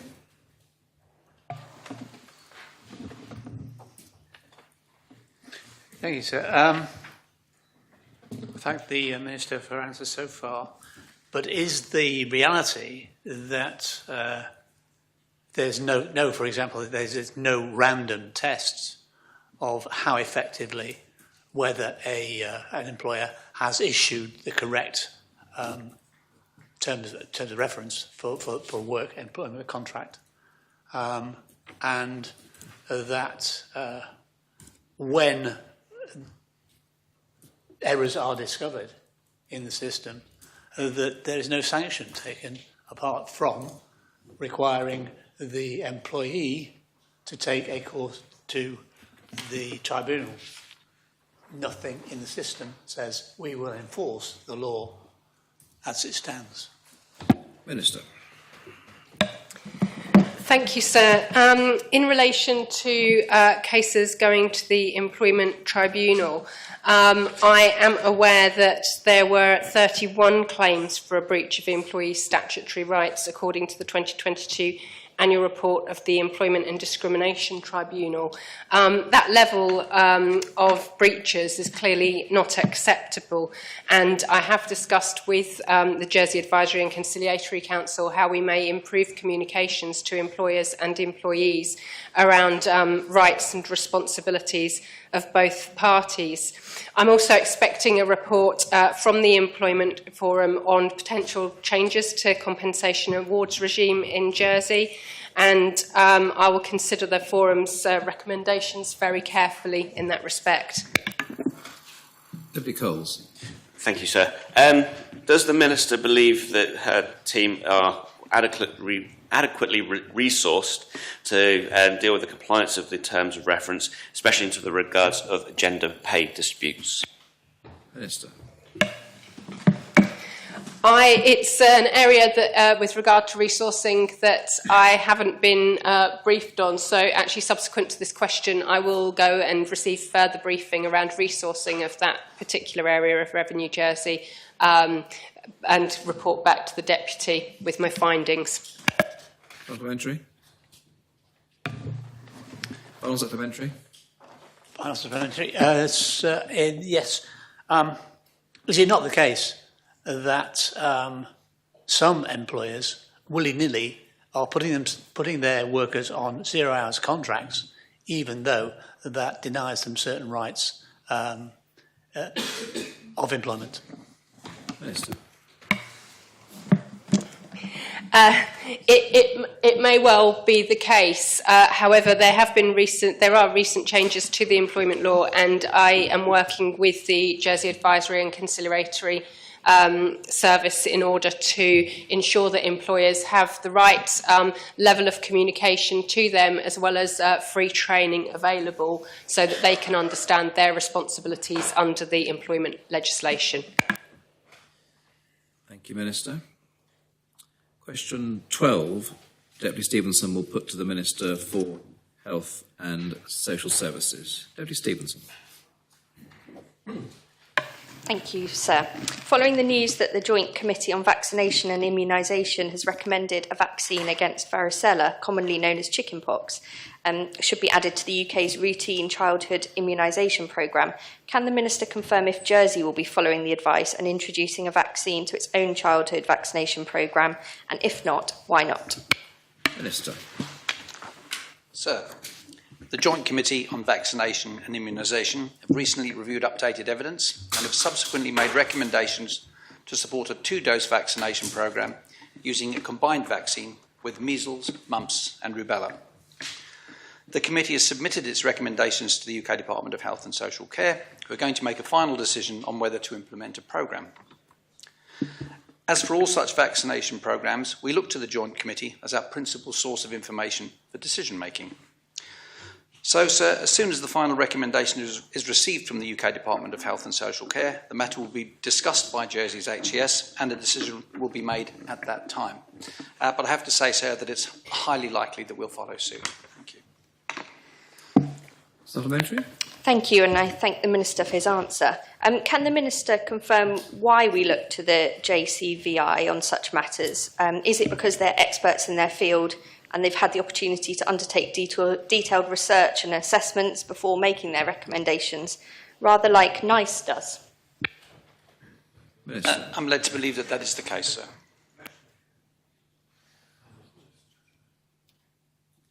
Thank you, Minister. We move on to question 13, which Deputy Renouf will put to the Minister for Infrastructure. Deputy Renouf. Will the Minister provide an update on what plans, if any, he is considering for the disposal of government-owned property or land? Minister. Thank you, sir. So a number of sites are currently subject to disposal, as identified in the recently published State of the Estate report. And these include Abbeymoor, St Saviour's Hospital, an office space that is going to be freed up with the move to the new headquarters. Any future consideration for site disposals will be supported by the development and delivery of property asset management plans, which will set out the future property needs of all our key services across all directorates and reflected in future government plans. Any disposal will then be subject to Standing Order 168 in the normal way. And I've committed to scrutiny, sir, that any significant disposal I would plan to brief States members before lodging a 168. Thank you. Supplementary? So, just a clarification, really. I heard St Saviour's Hospital mentioned there.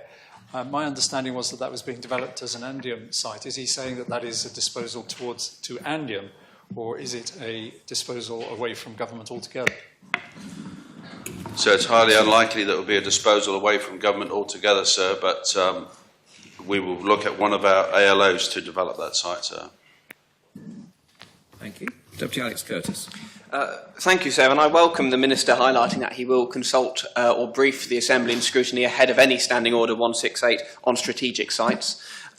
In doing so, will he be able to provide clear evidence of the cost-benefit analysis and the long-term implications on the economic and social standing of the property estate in those briefings? Yes, sir. Thank you, sir. So there's a lot to consider before we dispose of any assets, sir. You can only sell the family silver once, sir.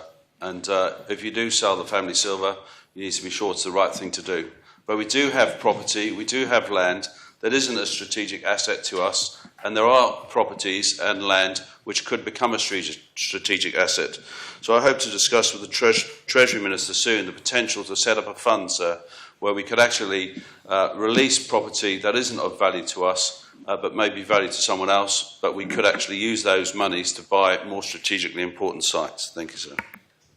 Supplementary? Thank you, sir. And I note that the Minister points back to non-strategic sites, but with regard to those strategic sites, will the Minister be including within any briefing the economic value, for example, existing rental, potential rental a site has, and the long-standing uses or the future uses a site could have for the benefit of the island? Minister. So I certainly would, sir, because I would need to be convinced in the first place that releasing a property or an asset was the right thing to do. And in order for me to be able to believe that, I would need that very detail the Deputy has mentioned, sir. Deputy Wilson.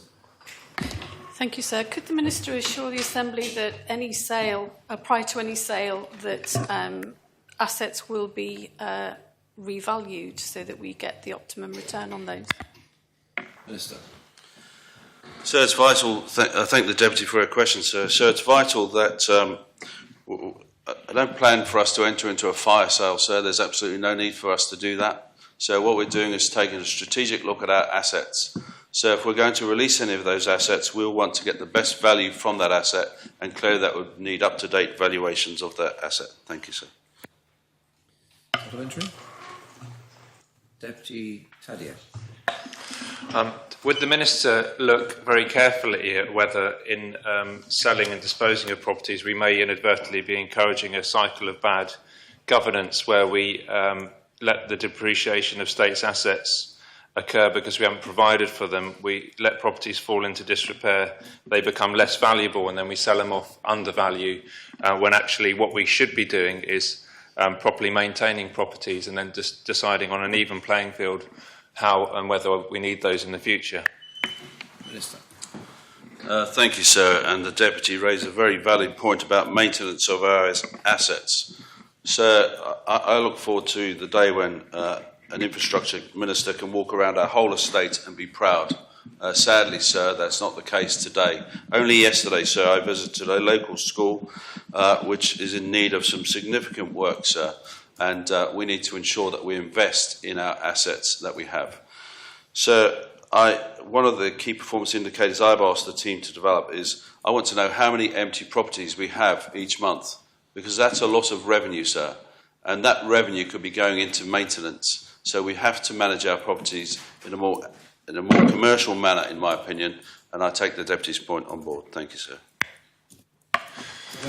And where property does need to be disposed of, and I don't like talking in these very clinical terms, would it consideration be given to maybe a hierarchy of partners that we could seek to deal with, which might include parishes, arm's length organisations who may themselves be looking to swap or unload properties that they also can't maintain? Minister.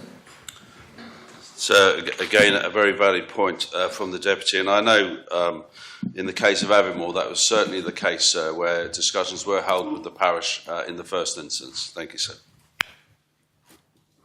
Ronald Thompson Clement. Thank you, sir. I don't suppose, Minister, that the sale of our valued assets has anything to do with funding the new multi-hospitals site. Could you clarify the situation there? Thank you. Yes. Thank you, sir. No, sir. I'm looking at looking after our existing estate and the potential to buy strategic sites, sir. I've spoken in the past, sir, about the need, in my opinion, for additional car parking in St Helier, for example, and I think there are other assets which would benefit from additional space. So this is about the Jersey Property Holdings existing portfolio, and adding to that portfolio is nothing to do with the hospital, sir. Parliamentary. Final supplementary, Deputy Renouf. Yes, sir. I think I heard correctly, but can the Minister just confirm that no sites of strategic value will be sold on his watch? Minister. That's not correct, sir.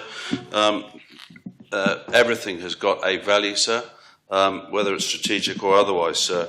So we will need to look at everything in the whole, and so if it is of strategic value, then the price for any asset would have to be exceedingly good to even consider releasing that site, sir. But I would say that I wouldn't give the Deputy that assurance. Thank you, sir.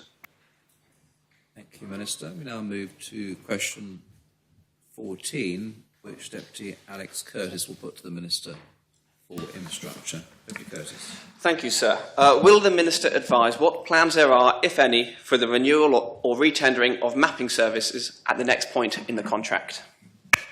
Minister. Thank you, sir.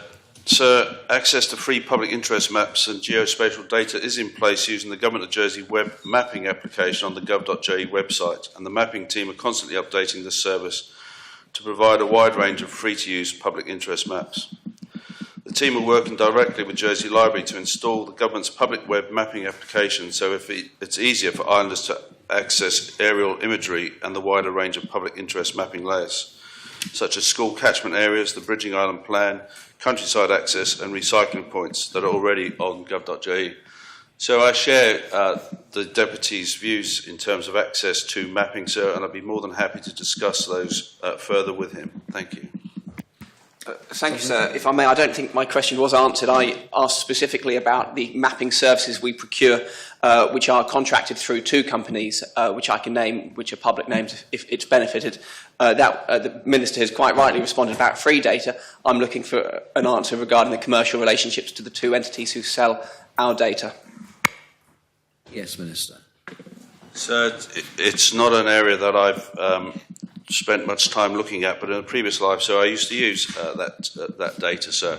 So I'd be happy to discuss with the Deputy ideas and suggestions on how we could improve things in this area. Thank you. Can I supplementary now? Have you answered the question? Has your question been answered, do you think? The answer, as to my understanding, is the Minister isn't aware enough of detail about the contracting arrangements at this point in time. Yes, well, the question is, Minister, are there any plans for renewal or retendering of the mapping services? And your answer is that you know of no plans. What's your answer to the question? That's correct, sir. So supplementary, sir? Sorry? Supplementary? Well, you've had one, but you'll get one at the end. That was, sir, if I may, that was a clarification that the Minister agreed. You agreed, sir, that the Minister hadn't answered his question originally, and that was a re-chance for him to answer. All right. Okay, thank you. It's the last oral question. A single user yearly licence for LiDAR data alone costs £2,845 per annum. Combined with base layers and aerial photographs, this will cost a single person business, such as an architect, a minimum of £7,904.95 per year. Does the Minister consider this aligned with the proposed CSP of keeping government fees, duties and charges as low as possible, as well as the CSP reducing red tape and enhancing opportunities for business, given greater use of this currently commercialised data would enhance the productivity of the construction and architectural professions, to name few? So I have to apologise to the Deputy that I'm not fully aware of the current details and costs, which I should be, so I do apologise, sir. So I do believe that we should be making it as easy as possible, sir, for people to access this, but I also am fully aware that the service has got to be funded in some way, shape or form. So I'm happy to discuss alternatives to the current arrangements, sir, but I'm minded that the service has to be funded. Thank you. Dr. Renouf. Yes, sir. I think this raises an interesting philosophical point, really, because it is about our business, the business model that the state adopts. Currently, we charge for services such as this so that they self-fund. However, that means that we miss the potential upside of people being able to exploit that data and use it for their own commercial opportunities. So I wonder whether the Minister will commit to consulting, either in public or with the Assembly, on the future business model relating to geospatial data ahead of any possible contract extension or renewal for these providers. Minister.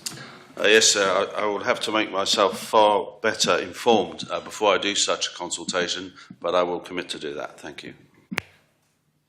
Supplementary? Final supplementary? No? That concludes that period of questions. We now move to questions for ministers without notice. And the first period of questions is directed to the Minister for the Environment. And the first question will come from Deputy Andrews. Thank you very much, sir. I have become aware that the Le Sablon development could be in jeopardy due to the amount of affordable housing that is to be allocated on the development. Is the Minister aware of this, and what discussions have taken place between himself and the Housing Minister? Minister. Sir, in recent weeks I can say to the Deputy that I'm aware that discussions have been taking place inside the department and outside the department about Les Sablons development. Obviously it's a site of huge importance and significance to St Helier. The applicant the owner, has 2 applications, both of which were approved, and the most recent one is still subject to planning obligation agreements, which I believe still have to be completed. Further to that, I can't really pass any comments, sir, I'm afraid. Supplementary? Yes, please, sir. Well, I think for the developer and for many islanders, they want to be seeing more housing coming onto the market.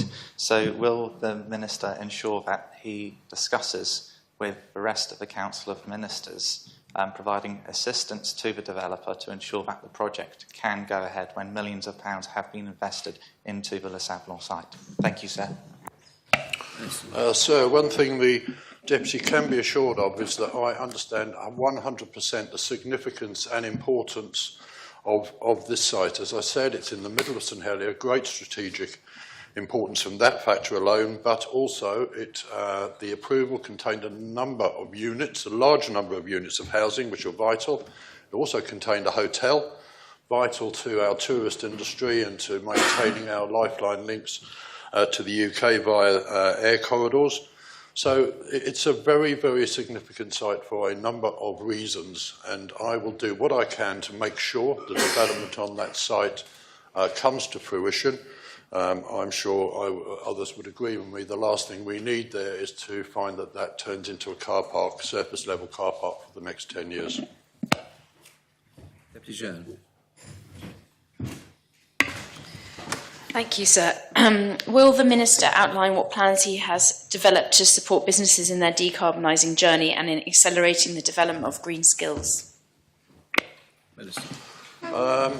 Sir, I can say to the Deputy that very recently I had a quite long briefing on green skills along with the Minister for Infrastructure. We found it extremely enlightening. We know that there's a considerable number of civil servants within various organisations who've had training about carbon and how they can reduce carbon within their departments, and the Minister and I have both accepted an invitation ourselves to undertake that very same training so we can be more cognisant of areas where we might improve in that. So green skills will be very important, certainly something I'm looking to see where I can help. For example, the plumbing industry, where we know plumbers will come out and install your gas boiler or your oil-fired boiler, but I'm aware that we do need more training and more availability of people to come out and fit electric boilers so we can substitute away from fossil fuels. And I'm encouraging Skills Jersey, as is the Minister for Infrastructure, to go down any road which might help to retrain or get youngsters out of school interested in working in anything to do with carbon reduction. Supplementary? Yes, thank you, sir. And just to remind the Minister that my first part of the question was about supporting businesses as well in decarbonising journey, and this relates to my supplementary is, can the Minister advise if he will be providing further funds to support the voluntary switch from fossil fuel boilers, and if he will specifically develop further support for businesses such as the hospitality industry in this regard? Minister.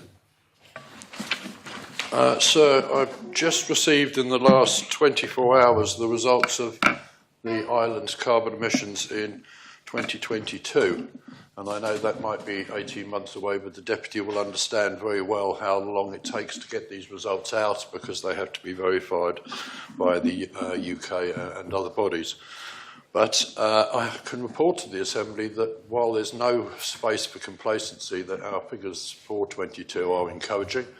But we do need to, as the Deputy alludes, help everybody over the line when it comes to carbon emissions.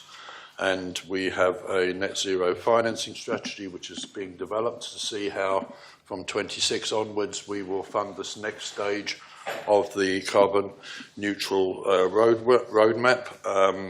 We are doing most things we can to help, but I appreciate that finding the funds to help all and everybody on the island with reducing their carbon is challenging. But heating and transport have to be the places we put our priority, as those are the two areas where by far and away we are emitting the most carbon. Deputy Renouf.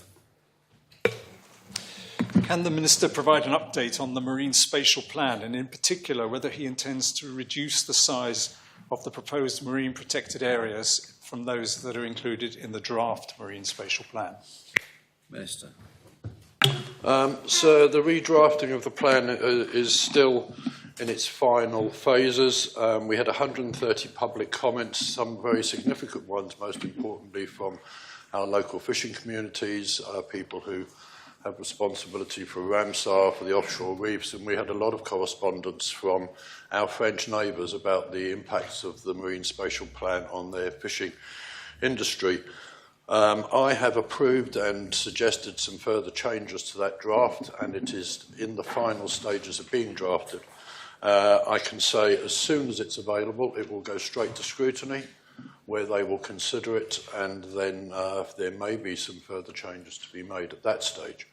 But it's my intention at the earlier stage to get to the conclusion so we can bring it to the States to be looked at. And I can say to the Deputy, yes, there will be a few changes to be made. I looked at the results of the consultation, and when it comes to fishing, there will be some changes to be announced. Supplementary. So the Minister was slightly coy using the word changes. Can he confirm that he is planning to reduce the area covered by marine protected areas in comparison with the Marine Spatial Plan? And if that is the case, will he explain how this will help further the long-term sustainability of the fishing industry? Minister. Thank you, sir. What I can confirm to the Deputy is that the areas identified in the original Marine Spatial Plan will change slightly. They won't change enormously. I've listened to all areas of the fishing industry in particular, and in some corners we will make some small reductions in the restrictions on dredgers, but those are not yet 100% confirmed. In other areas, I've agreed that we will spend some time doing more research so that we don't restrict areas without complete data on exactly what we're doing. But there will also be some grandfathering, if I might use that term, whereby areas will be announced but won't be implemented immediately, but will be phased in over a relatively short number of years. Gardner. Thank you, sir. Would the Minister advise if he has any concerns about water safety, specifically around Half the Par area and Basin Pool? Minister. I presume, sir, that the Deputy is talking about seawater? We have seawater, and also we have seawater which are part of the Basin Pool and Kids Pool at the Half the Par area around Lida. Sorry, sir, I'm not quite clear what the Deputy means by safety. Is she talking about the quality of seawater ingress, storm damage and rising sea levels? Yes, can you clarify the question? Yes, absolutely. The safety of the water quality. Thank you, sir. That's much clearer. I don't have any concerns as such. As I said in a question earlier this morning, we test bathing water around the island on 14 different sites continuously on a weekly basis throughout the summer.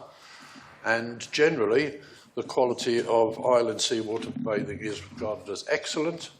I do accept that occasionally, usually due to adverse weather and high amounts of rainfall, that we do get spillages onto beaches which may result very infrequently in reduced quality of bathing water. But I have to say to the Deputy at the moment, I'm happy that the quality is good, in fact excellent, and we are blessed in Jersey with major changes in our seawater twice a day, with our large range of tide, especially around spring tides, that the water flows very, very quickly and any pollution is quickly dispersed. But I have to finally say that we do monitor streams, we do monitor bathing water on a regular basis, and if there's any instances of pollution as such, they are investigated and acted on immediately. Absolutely. Would the Minister look into the Half the Par area, as over the last 48 hours There were reports on the social media, and I read 3 of them shortly. This morning, my swim was lovely and surrounded by rubbish. Second one, I heard holidaymakers make comments, turn around and leave, and the kids' pool needs cleaning, it's too dirty. So would the Minister look at this area to ensure that the area, the water quality and kids' pool are safe and it's clean? I certainly will, sir. Now that's been highlighted to me, I will ask officers to investigate it. I would say to the Deputy that cleaning beaches is something which doesn't come under my remit, but I am aware through emails and correspondence that certain beaches have been quite dirty from a point of view of seaweed for a number of weeks now. But as the Minister for Infrastructure will know, he has pressures from all directions, and I don't think it's right to ask him to spend money cleaning beaches 12 months of the year. But certainly Havre des Pas is very popular with tourists, and why wouldn't it be? It's important to keep beaches like that clean so people can go down there when they finish work or if they're on holiday and enjoy the beach. Deputy Alex Curtis. Thank you, sir. The Minister will no doubt be aware of the increasing number of appeals against enforcement notices on development which has been undertaken without permission. Does he have any plans to address this, including addressing the fact that once an appeal is lodged, the site user is allowed to continue their operation until the outcome of their appeal? Minister. Thank you, sir, and I thank the Deputy for the question. I have to say he usually knows far more than me about planning matters, but in this instance, I am a little confused because I certainly know of one instance quite recently when, after the appeal had been put in and the fee paid and the paperwork submitted, the judicial greffier issued a notice saying that whatever was happening on site should stop.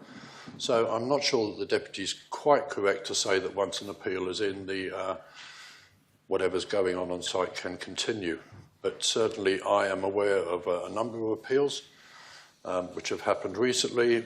Members may remember back in 2018 we changed the appeal system to make it far more accessible to the man in the street, far cheaper, far quicker and far easier to use.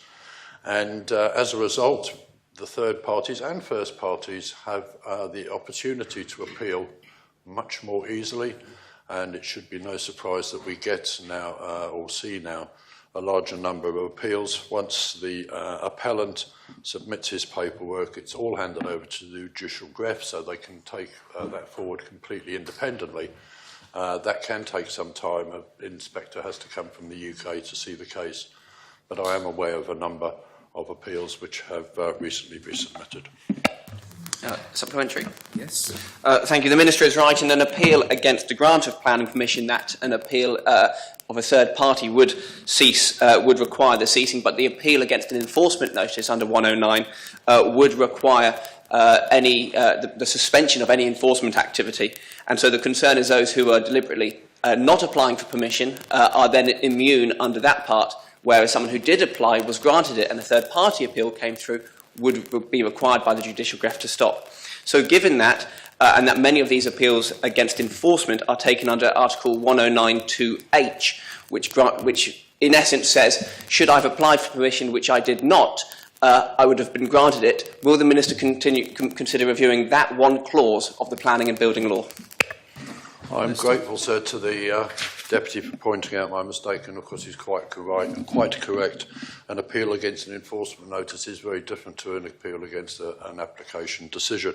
And I have recently looked at this issue, specifically around the advertising of it, because appeals against enforcement notice aren't advertised as widely as they would be against an application, and in many cases people who object or support an application which goes to appeal are then not aware if an enforcement notice has been appealed itself. So I can say to the Deputy, yes, I will go away. There are a few anomalies there with enforcement as opposed to the straightforward application, and I'll look at that. Thank you, Minister. That brings that period of questions to an end. I'll move to the second period of questions for the Minister for External Relations. And the first question is from Deputy Tadio. So does the External Relations Minister have full confidence in the International Criminal Court? Minister. So whilst I think the question is not relevant to my portfolio, I as an individual, believe in the work of the International Criminal Court and its independence. Thank you. Supplementary. Yesterday's decision from the Chief Prosecutor relating to the ICC court, who is seeking the arrest warrant of both the leaders of Hamas and of Benjamin Netanyahu as the leader of Israel. Will those decisions, does this decision to seek prosecution for those two, particularly Israel, affect Jersey's relationship going forward with Israel? Minister. As I've said, not strictly within my remit. There is that phrase that says above my pay grade. But my understanding is that the warrants have not yet been issued. They have been requested. Jersey has the United Kingdom responsible for its foreign relations. As I understand it, warrants issued by the International Criminal Court would stand and be enforceable in the United Kingdom. Deputy Renouf. Can the Minister provide an update on discussions with France on a potential wind farm, particularly in the context of the possible need to sell electricity into the French market? Minister. So the discussions with our neighbours to the south are ongoing. He has been, in previous guise, party to those. They are also being undertaken by the Minister for Sustainable Economic Development. I was in Paris last week speaking to the Europe Minister, and the issue was raised again there, and the barriers that currently exist to be able to sell energy into the European market. And I expect those conversations to be ongoing, because I think there are and there is mutual benefit which can be gained. Supplementary. Yes, sir. Can the Minister advise whether the government has had any discussions with the UK government about the possibility of selling power into the UK market, and if not, would he be prepared to do so? Minister. So many conversations, so little time to recall them all. I don't think that I personally have had direct conversations with the relevant UK ministers. I've had conversations more broadly with UK parliamentarians that there would need to be a choice in regard to where we were to sell our energy to, probably. It is possible that we could sell both into the European market and to the UK market. I know that shadow ministers are interested in the latter, sale into the UK market, and parliamentarians. That is a conversation which needs to continue. Deputy Stevenson. Thank you, sir. Given the now Chief Minister's very public stance over the years on the Faroe Islands, is the Minister anticipating a situation in which next year's Island Games in Orkney will be used by the Government of Jersey to lobby the Faroe Islands on its Grindadrap practices, especially given that the Faroe Islands have stepped in as the next hosts of the Island Games in 2027? Minister. So the Deputy is right to highlight the Chief Minister's view on this matter. He and I currently are concurrently responsible for the management of Jersey's external relations. Whilst we share a view in regard to the death of these creatures, we perhaps don't or are not quite aligned on what the best policy approach is to seeing change be delivered. It would, for my part, be a shame if Jersey athletes were not able to take part in what I think is a premier sporting event and is a great experience for them. Supplementary. I'm grateful to the Minister for that response. Can he therefore confirm that no pressure will be put on Jersey's Island Games Association by the government when it comes to making its decision on whether or not to give its final approval to the bid from the Faroe Islands at the next Island Games AGM? And if not, why not? Minister. So I certainly won't put pressure on the Island Games Association. The Deputy had the ability, the Minister for Infrastructure, also Sports Minister, was not on questions without notice, so she couldn't have asked him. But she will, in a few merciful minutes, be able to ask the same question to the Chief Minister, but I will not be doing so. Deputy Chair. Thank you, sir. Could the Minister provide an update on the work of the Jersey Brussels office regarding Jersey's interest in what is currently on the agenda, especially in light of the upcoming elections and the potential change in the College of Commissioners? Minister. So I thank the Deputy for her question. I was in Brussels last week for 2 days. As she rightly highlights, there will be change in that place. I had meetings around financial services, but also around the matters that Deputy Renouf just asked me about, and about membership of marine region bodies. I think there is a great deal of uncertainty. Opinion polls are volatile. There is expected to be changes in the makeup of the Parliament, and therefore changes in the makeup of the Commission. We know that the President of the Commission is seeking a second term. The general view is that she will be appointed or elected to that second term, but I think we can expect that things will be much more difficult post the election. Supplementary. Thank you, sir. And would the Minister advise if those agenda items mentioned will be continued even with the changes that are foreseen and the difficulties also foreseen as well? Minister.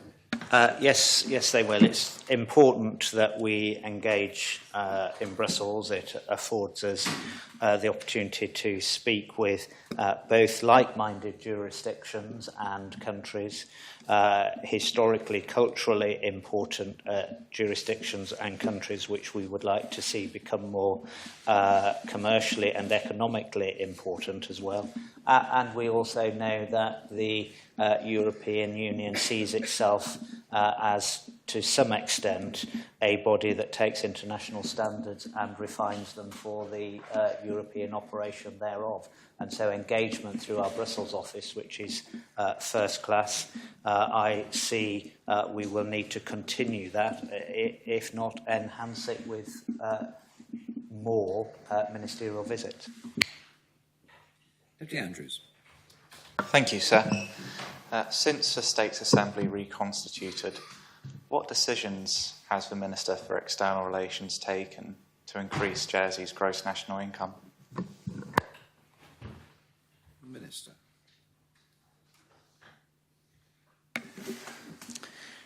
That's a very good question. I think it's got to be said that virtually all of the work that is undertaken by the External Relations Department is either defensively or offensively seeking to ensure that our gross national income can increase, and that is certainly the same for the other bit of the portfolio, which is financial services. So perhaps I might be at a bit of a push, sir, because I'm not sure how many decisions I've actually made. You know, politicians don't like making decisions. I'm not sure how many I've actually made, but those that I have made will have been made with that very purpose in mind. Supplementary. Deputy Ozef. Thank you, sir. I have noted that the UK Justice Select Committee has published their report on the relationship between the UK government and the Crown dependencies. There are some incisive and useful observations in that report, and I wonder if the Minister, if he hasn't said anything publicly about that report, could make a general observation on their report, and perhaps in particular in relation to negotiations with free trade agreements. Minister. So I'm grateful to the Deputy for that particular question, because, of course, he was sitting where I currently sit when the committee were in the process of holding public hearings and compiling their report, and he attended upon them. And it's in no small part to his good work that I think the Justice Select Committee, chaired by Sir Bob Neal yet again, produced a very important piece of work, analysing the constitutional relationship perfectly, detailing clearly what the obligations of the United Kingdom government ought to be towards the Crown dependencies, and all of its recommendations are ones that we will support the Ministry of Justice in seeking to deliver, which will strengthen that constitutional relationship, but equally strengthen our autonomy. Thank you. Supplementary, Deputy Joseph. Thank you, sir. Perhaps linking the previous question from Deputy Andrews with this question, it's very important, I know the Minister will agree with, that we have efficacious and deliverable outcomes from free trade agreements. And the committee has made a number of useful observations of the challenges that all of the Crown dependencies have had. Could you kindly update the Assembly on that particular work stream and whether he thinks there's going to be some movement by the current UK government, which of course will bind any future governments as well, in relation to the constitutional arrangements and the fact that getting Jersey's voice heard and really resulting in more trade, perhaps outside financial services?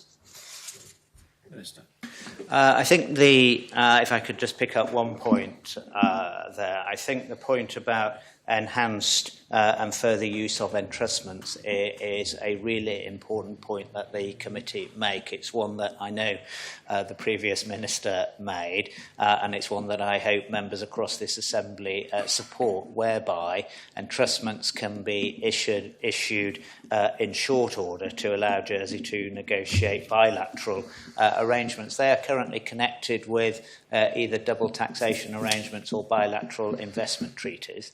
I, for one, understand that it's not always straightforward for the UK government when negotiating free trade agreements to navigate the requirements of the Crown dependencies and its own Parliament.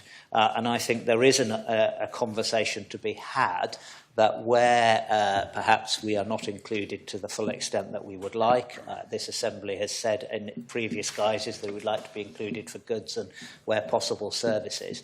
And if it isn't possible that we can be included for services in these FTAs going forward, then I think the ability to allow Jersey, perhaps with its other Crown dependencies, through the entrustment process to seek to negotiate would be a positive and good thing. But I haven't lost all hope, sir, that we can be included for services, so I mustn't jump the gun, because, of course, again, the committee quite clearly says that the United Kingdom should represent the Crown dependencies and should represent Jersey, and our clear policy position is that we want to be in for goods, replicating our relationship with the EU prior to Brexit, but also for services, because that will go right to the heart of Deputy Andrews' question about increasing our GVA. Are there any more questions for this Minister before this period is brought to an end?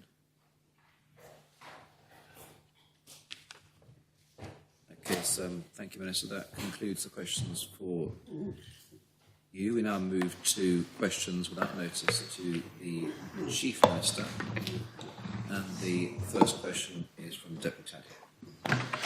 Thank you, sir. It follows from my question to the External Relations Minister. The Chief Minister should be aware that yesterday the Chief Prosecutor of the International Court the International Court was seeking warrants for the arrest of both the leaders of Hamas and the leader of Israel, Benjamin Netanyahu, and that more recently both France and Belgium have come out in support of the International Criminal Court, with Belgium saying that crimes committed in Gaza must be prosecuted at the highest level, regardless of the perpetrators. I'm sure the Minister's aware of this.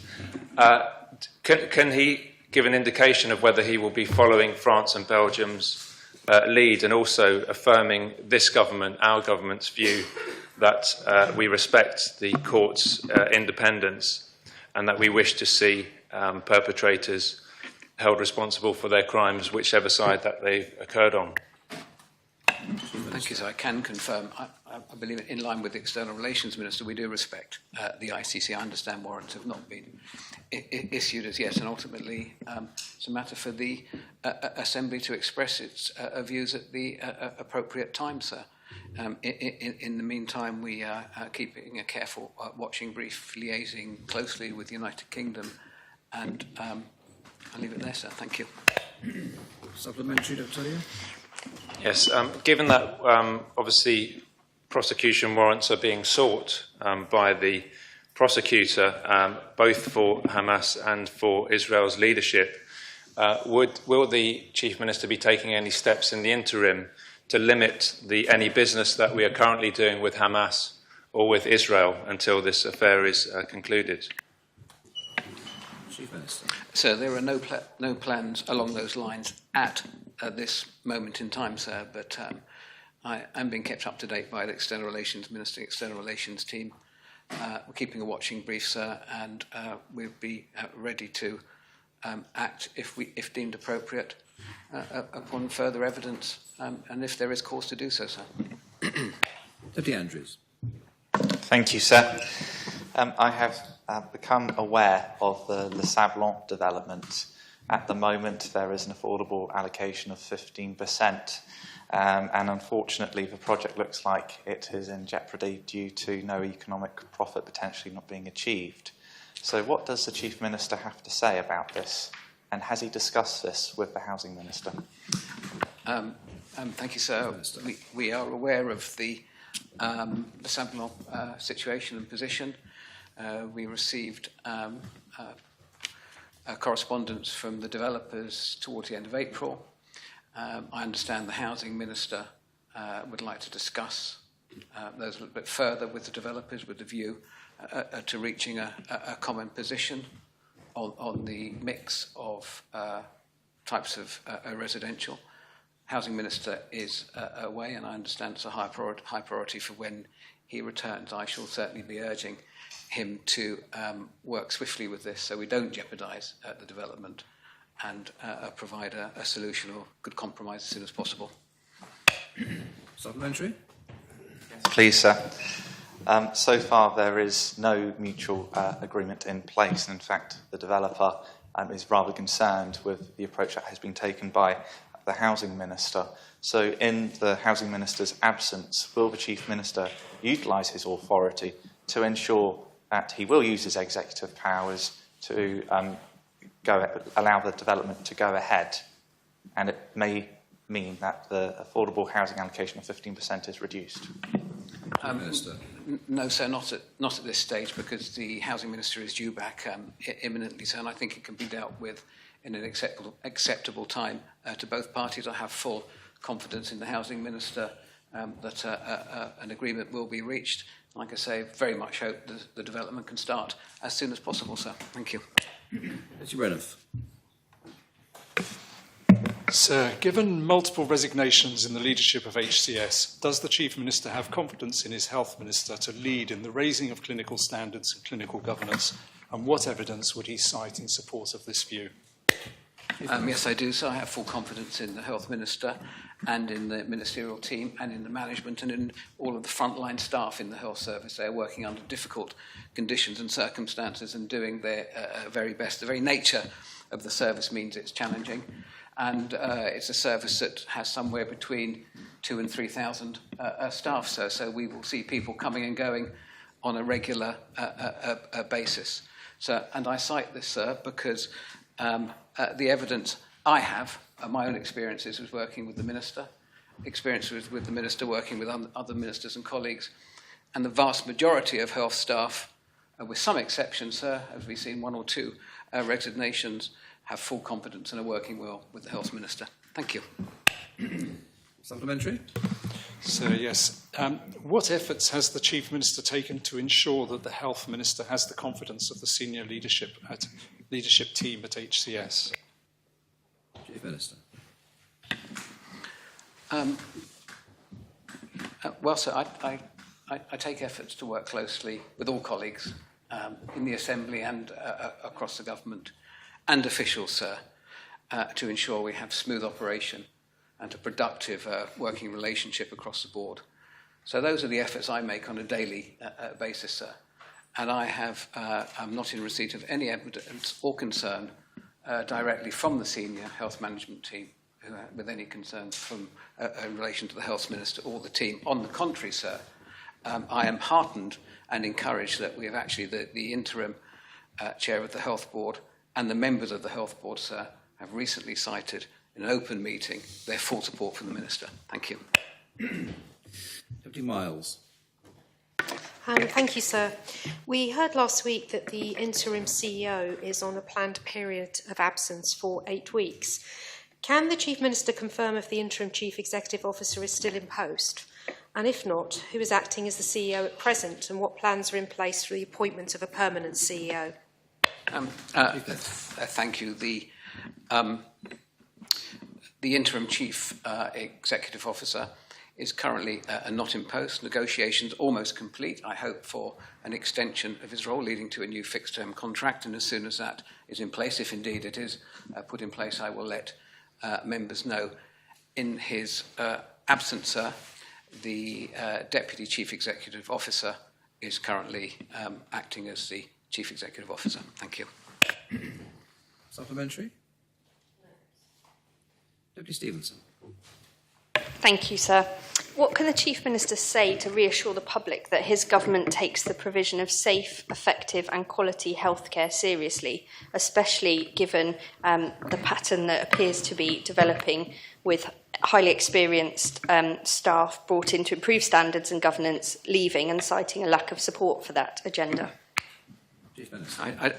I don't believe, with the resignation of 2 people that I'm aware of, that develops accounts for a pattern, sir.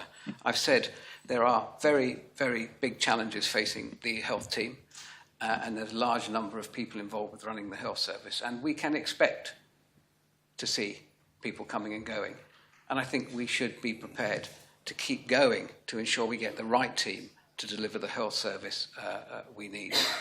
And I hope I can give reassurance to members, and I refer to the answer I gave to a previous question from Deputy Renner, sir, that I believe the ministerial health team, the health management, the frontline staff are doing everything in their power to improve services, sir. So I would reassure members that I have full confidence in all of them to deliver the job, sir, albeit there will be bumps along the way. Thank you. The Chief Minister said that 2, although I believe it may be 3, people is not enough to warrant a pattern. So how many people does it take to create a pattern for this government to listen to those concerns? I would certainly argue that there is no room for complacency when it comes to healthcare within our island. Thank you. So the Deputy's questions are not helpful. They're politically motivated, and they're not helpful for doing what we need to do to deliver the health service we need. I believe they're attempting to undermine the Minister, sir, and I've already said he enjoys my full confidence, as do his team, as do the management of the health service, sir, together with all of the staff there, sir. When we have a large workforce, sir, I'm sure there have been many resignations since this government took office, and there have been many new people employed, sir. So I can't answer. I don't know what a pattern is, but from my perspective, sir, it's never really pleasing to see good senior people leaving, sir. But I say we will continue to push forward and keep working until we have the right team in place. And to reiterate, sir, the team have my full confidence, sir, and I would urge members to get behind them so we can do what's important to islanders, not argue amongst ourselves, but deliver the health service that islanders deserve. Deputy Gardner. Thank you, sir. I'm sure that the Chief Minister is aware there are 6 important components to any strategy. This comes from business world. 1, vision and objectives. 2, core values. 3, SWOT, strengths, weakness, opportunities, threats. 4, tactics and operational delivery. 5, resources and resource allocation. And 6, measurements and analysis. if the Chief Minister and his Council of Ministers are not using strategies as it was stated, which of these components are we dismissing? I'm sorry, sir, I don't have the relevant textbook in front of me that the Minister's been reading. I have not said we don't use strategies. We have strategies. We will create new strategies. But where we need them, we need less strategies. We spend too much time writing and building strategies that we don't act upon. They're hugely expensive. They take up resources that we need in the public sector to reprioritise and put to other purposes, to frontline services, to helping people. So yes, strategic planning will always be of key importance in running the government and the island. I'm just saying, sir, that we're not going to have a strategy before we take an action. We're going to introduce a bit of common sense, and we're going to focus on delivering quickly without procrastination. But I want to reiterate, sir, that's not to say we're not going to have strategies. We will have strategies, and we'll develop new strategies. But I think those strategies have to be appropriate, that they have to be a higher level, they have to be more encompassing of the government work, rather than trying to get a strategy before we act on anything. So thank you. Thank you, Chair. Sir, I'm now more confused. So we do believe in strategy, we do develop strategies, but we would not do the strategies. So what's the right? Do this government will have strategic vision and delivery plan to get to the strategic vision, or will just get on with delivery without understanding where we are going?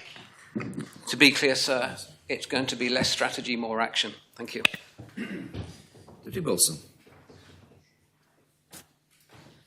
Thank you, sir. Could I ask, does the Chief Minister accept that to those of us who are familiar with management speak, that the phrase reprioritising is indeed a euphemism for cuts or rationing?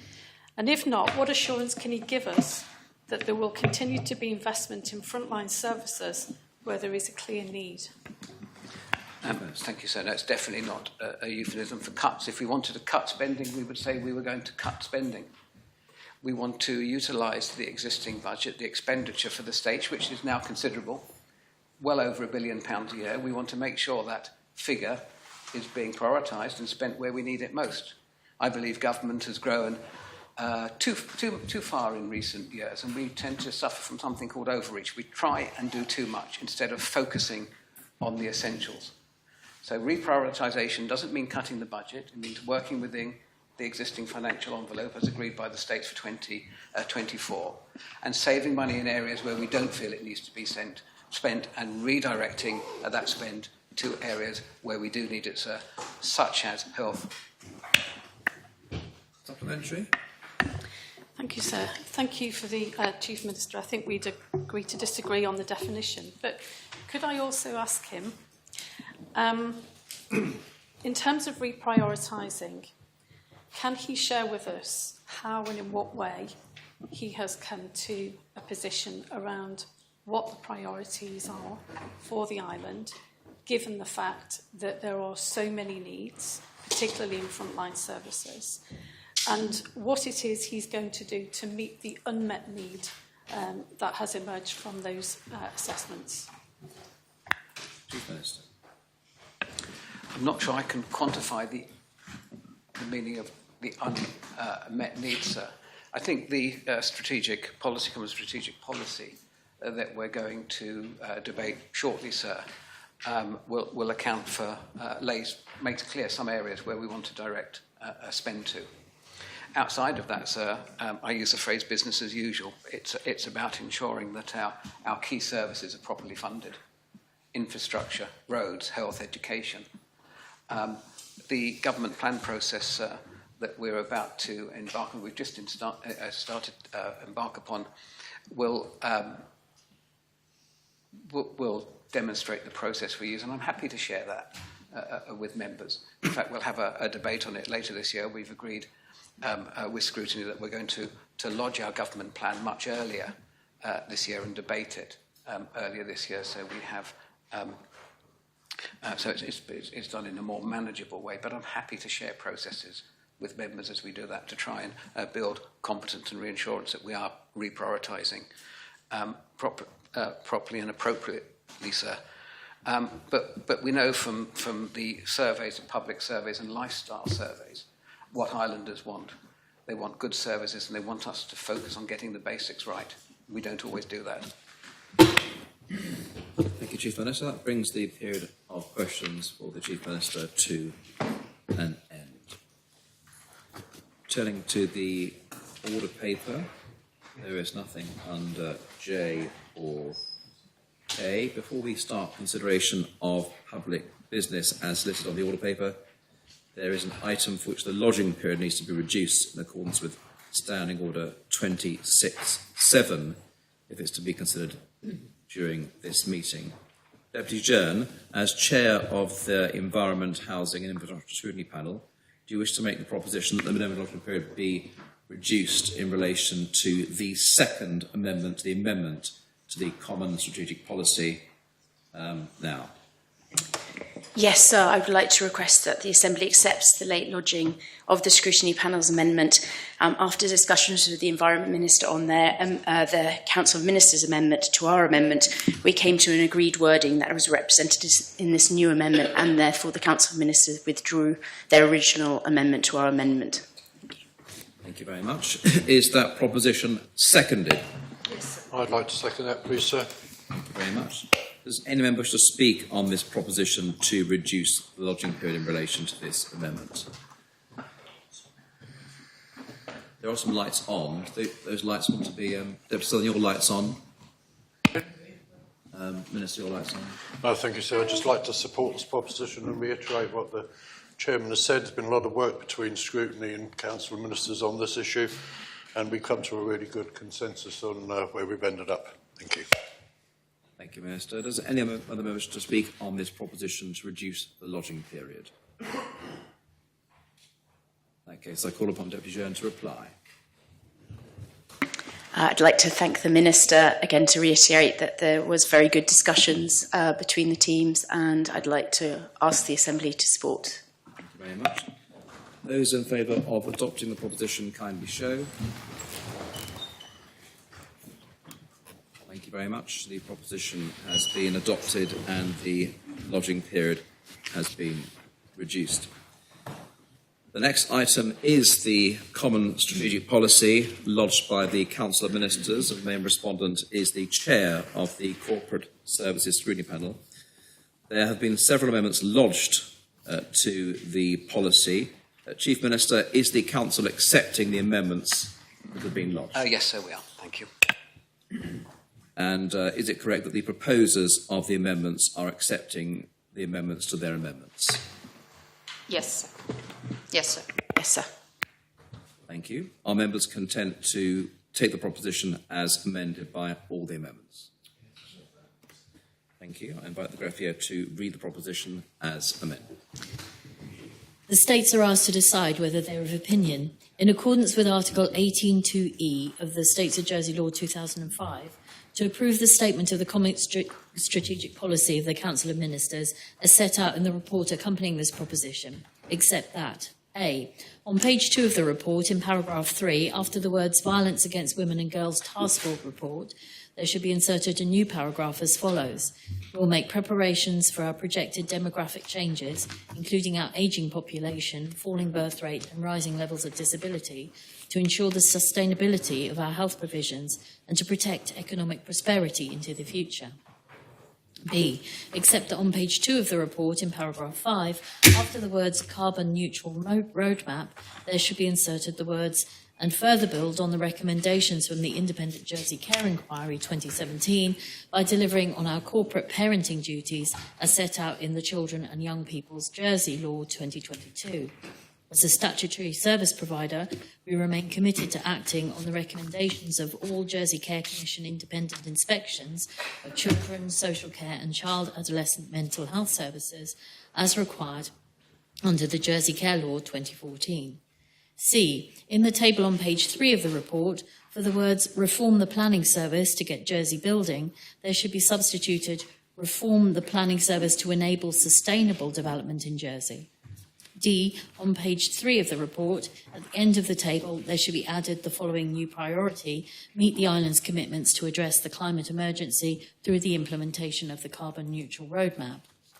E, on page 5, after the last paragraph, should be inserted a new paragraph as follows: we will provide adequate provisions and opportunities for lifelong learning, retraining and attractive flexible roles to ensure that age and disabilities are not barriers to islanders continuing to participate in an evolving job market. F, on page 8, after the last paragraph, there should be inserted a new paragraph as follows: we will enable the design of homes for our ageing population to allow them to remain living independently. G, except that on page 11 of the report, in the first paragraph, for the words including schools and youth facilities, there should be substituted the following: including youth facilities and the modernisation of the whole of the school estate in town. H, on page 11 of the report, for the section entitled Reform the Planning Service to Get Jersey Building, there should be substituted the following: reform the planning service to enable sustainable development in Jersey. A more efficient, effective and better value planning system is of fundamental importance to meet the community's development needs and to deliver the government's priorities. We will reform our planning service to enable sustainable development in Jersey and the frictionless use of our existing laws and policies contained within the Bridging Island Plan. Changes will include developing and introducing a fast-track service process for minor applications and improving customer service throughout. We will also deliver improved planning guidance and explore the relaxation of planning control to enable islanders to undertake more work without the need for planning permission. When developing, consideration must be given to sustainable growth, building quality, and the need to maintain and protect the natural environment. Without this balance, there is a risk to the priority which will be placed on the obligations of government to maintain and protect the natural environment and potentially have an impact on longer-term commitments to ensure growth and construction is sustainable. And I, on page 11 of the report, after the existing text, there should be inserted the following wording: meet the island's commitments to address the climate emergency through the carbon neutral roadmap. We are currently facing a climate emergency, and the States Assembly has committed to responding to the emergency with energy and pace, committed to an emissions reduction pathway in line with the Paris Agreement and net zero by 2050. In order to fulfil this commitment, we recognise that delivering the actions in the carbon neutral roadmap must remain a priority for government. Chief Minister.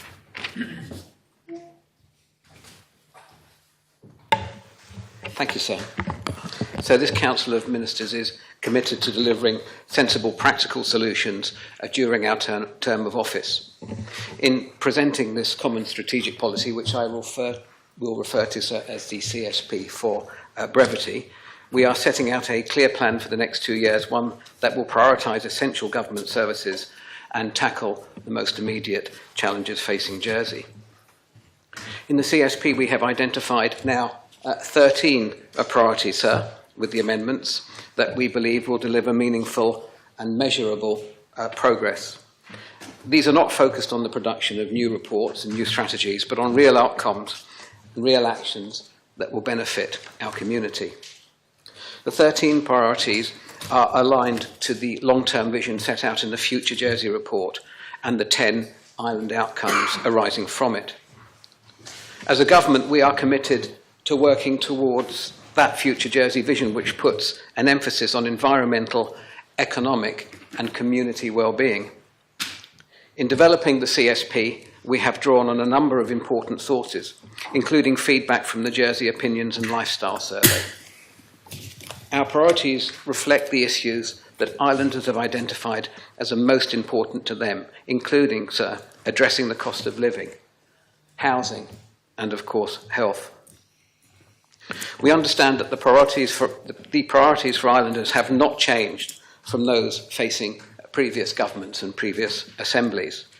And I would like to acknowledge the work the previous government began in many areas, sir. We're pleased to continue that work. I would also like to acknowledge the input and engagement from members and scrutiny that have led to the 4 amendments that the Council of Ministers were pleased to accept, sir. I do believe they are improving the plan, sir. In the area of community well-being, we are looking to address the issues impacting children, health and well-being, and safety and security. Benefiting families with young children, we will begin extending nursery and childcare provision, starting with children aged 2 to 3 years old with additional needs, but with the aim of providing universal coverage to that age group as soon as possible. This will require a coordinated approach and close work with the childcare sector. To that end, so we have already agreed a rate with providers until the end of the 2027-28 academic year and initiated a review of early years qualifications with Highlands College. We will also provide school meal for every child in all states at a primary school, sir. Hot meal provision is currently available in 12 of the schools, I believe, with 2 more having started this new service in the last couple of weeks. And the service continues to roll out, sir, with great success. Our priority is to develop and deliver on the plans for all remaining state schools island-wide. We will also increase the provision of lifelong learning and skills development by promoting apprenticeships, creating a series of targeted skills development schemes, and implementing sustainable higher education student finance. A new skills development scheme is scheduled for launch later this month following Assembly support for lifelong learning in the proposition P116-2022. And further work is already being progressed following the proposition P12 2024 to improve access to higher education. In the area of health, which is foremost in the minds of islanders, the Council of Ministers are resolute that we will begin construction of the new hospital at Overdale during this term of office and continue to develop longer-term plans for replacing other outdated healthcare facilities. The public consultation on the designs for the hospital at Overdale are also currently taking place, sir. Our aim, subject to a positive planning application in this summer, is for development works to start this autumn with construction beginning in 2025 and plan completion by the end of 2028. We will, of course, be coming to the Assembly, sir, to seek funding and financial approval for the full capital amount for Phase 1 works, including the new acute hospital facility. We are also committed to keeping GP fees low for all islanders who are still being impacted by the high cost of living. Subsidised surgery fees for the Health Access Scheme have been reduced to £10 for adult consultations, which covers low-income families and senior citizens. The cost of GP visits have also been reduced by £10 as from yesterday, sir, in a move that we hope will encourage more islanders to seek early intervention for health issues. In ensuring a safer island, we are also committed to implement the recommendations from the Violence Against Women and Girls Task Force report. Work on the recommendations requiring changes to our laws has begun. We anticipate the lodging of all legislation in line with that, sir, before the end of 2025. Planning for internal independent reviews have also begun, anticipating delivery of a criminal justice system review in 2025 and the review of the family court system in 2026. Turning to the important issue of economic well-being, and given the continued pressures on islanders' pockets, we have prioritised transitioning to a living wage, implementing the Assembly's decision by the end of this term of office.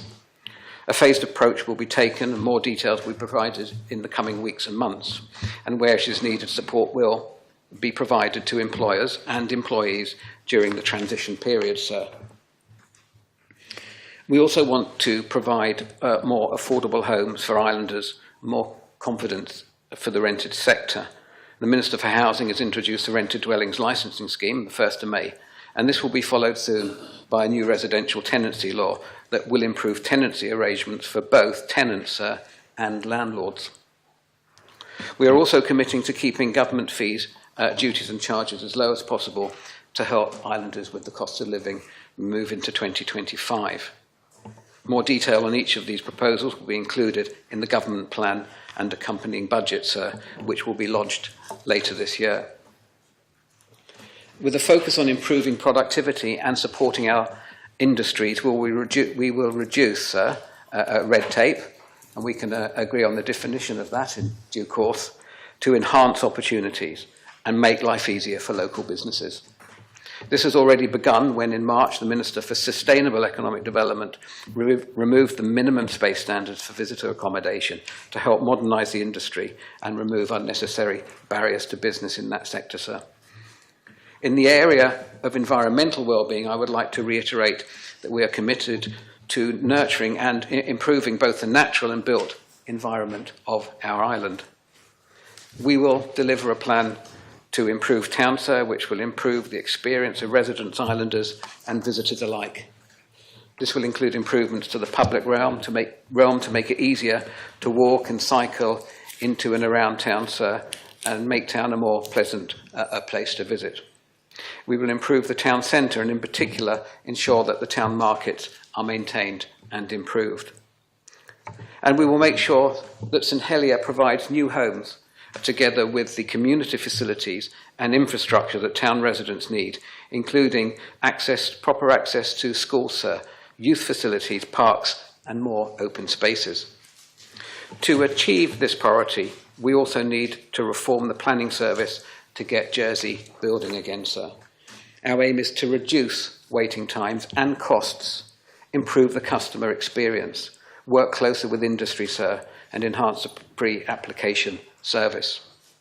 Our longer-term ambitions will explore changes to the current planning system, planning law, permitted development rights, and the island plans review process, and the way about how we go in putting that together.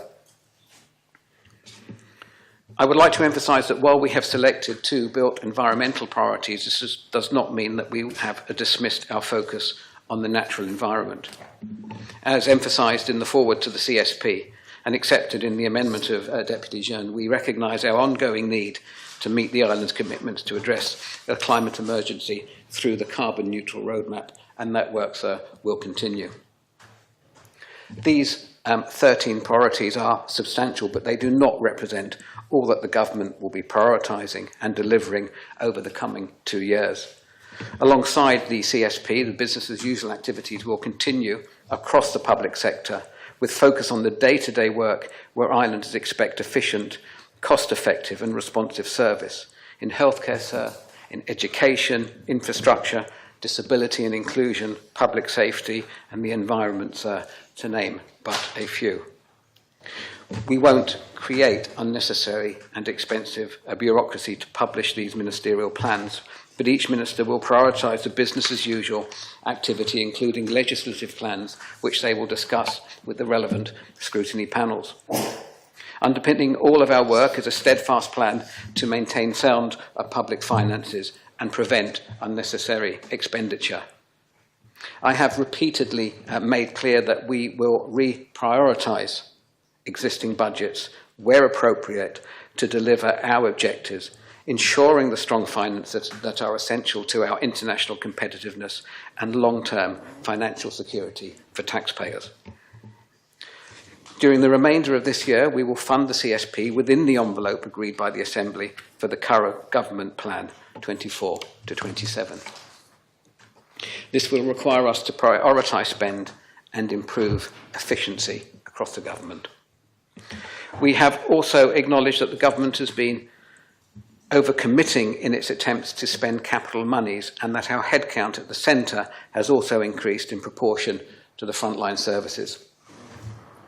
We will curb the growth in the public sector, rely less on external consultants and instead develop local talent within the civil service, sir, in which there is a great deal of talent, sir, and redirecting money saved to those areas where it is needed most. And we will reduce spending at the centre, sir, and particularly within the Cabinet Office. So having come to office mid-term, I hope members will appreciate that this plan is designed to meet the immediate needs of islanders over the next 2 years, sir, within a tight time frame. And with that, sir, in mind, I'm pleased to make the proposition. Thank you. Is the proposition seconded? Does any member wish to speak on the proposition?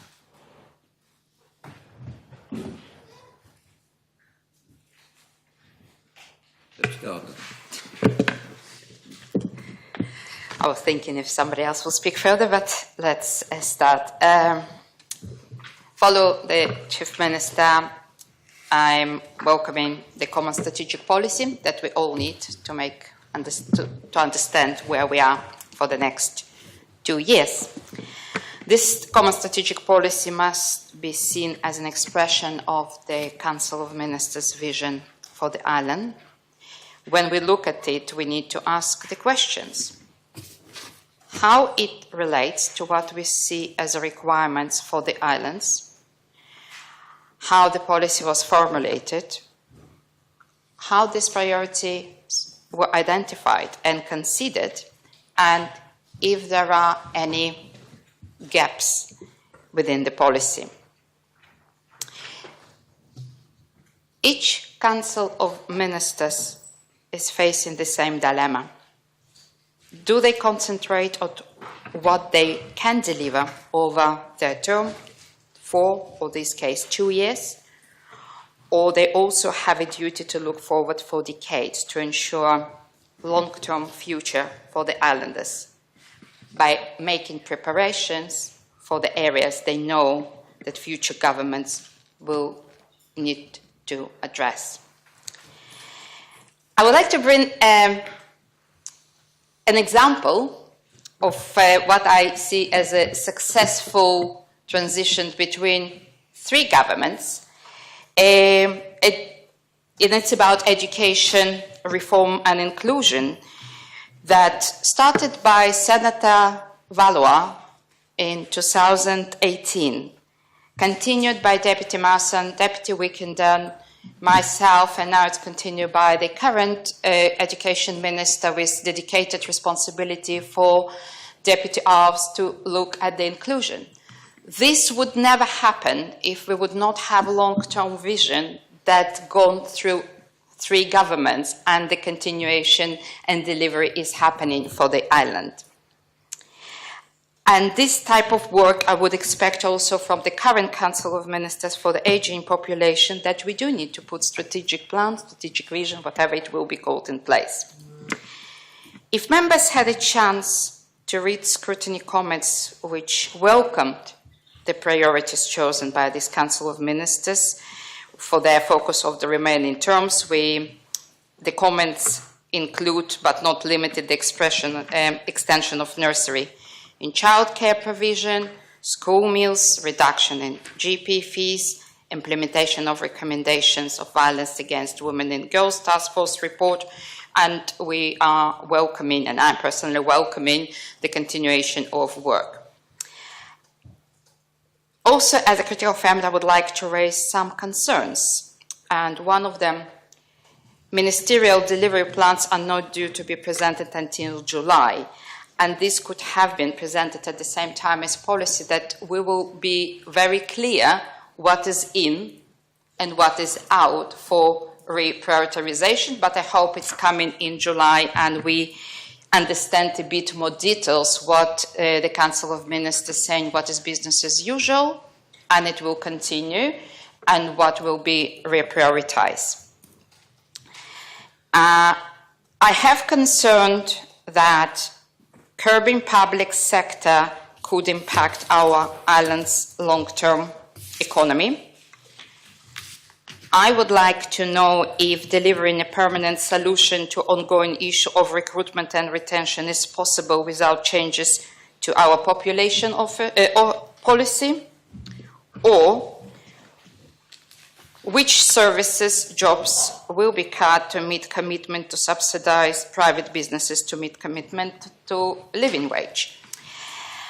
Clear for the public that listening, without any jargon explanations, would we continue business as usual, and what will stop and what would continue, and hope to see this, really hope to see these details in July as Chief Minister committed. Now back to very, very welcome from my perspective, and I'm grateful for the Council of Ministers' collaborative parts of this work around common strategic policy.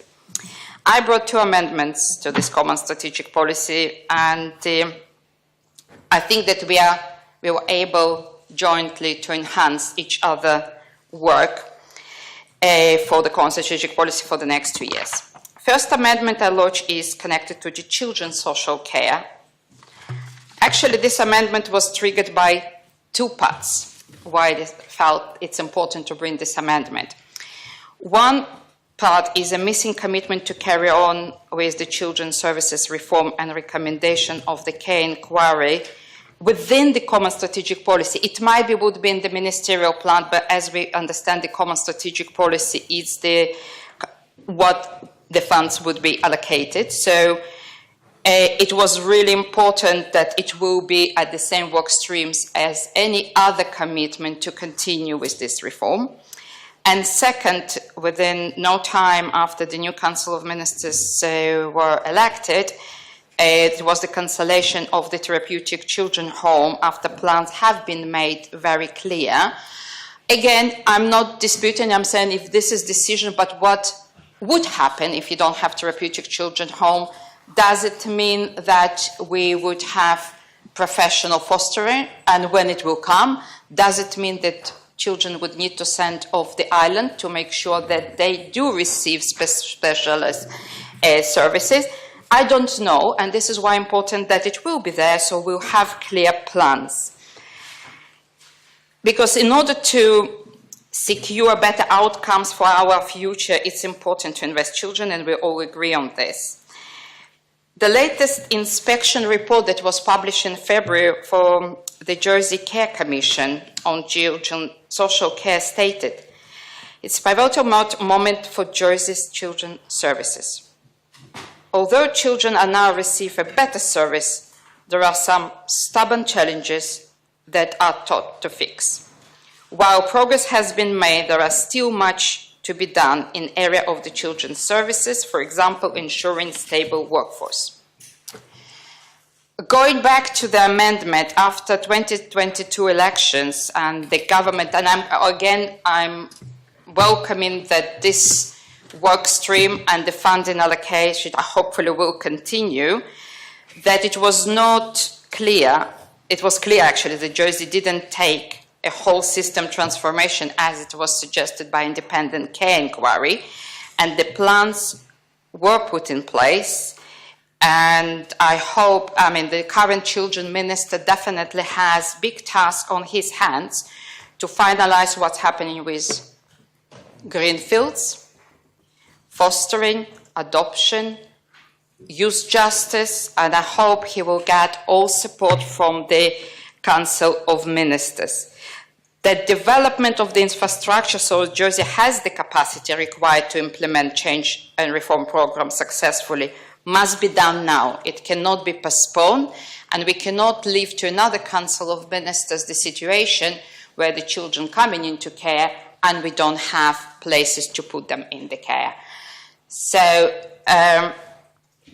finishing this part of of this amendment, I'm grateful to the Minister who actually has political responsibility for the children's services for the last 3.5 years and hopefully for the next 2 years. So within 5 years, we will see transformation within the system. And I'm welcoming his amendment to my amendment, which I accepted, that extending this to all statutory services and acting as a corporate parents. That means all ministers will have this responsibility, and I'm looking forward to seeing delivering plans.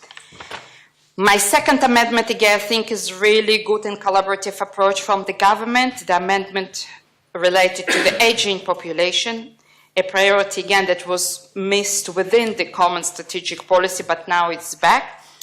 I believe to secure ongoing prosperity in Jersey, every government has the responsibility to address the inevitable changes in demographics.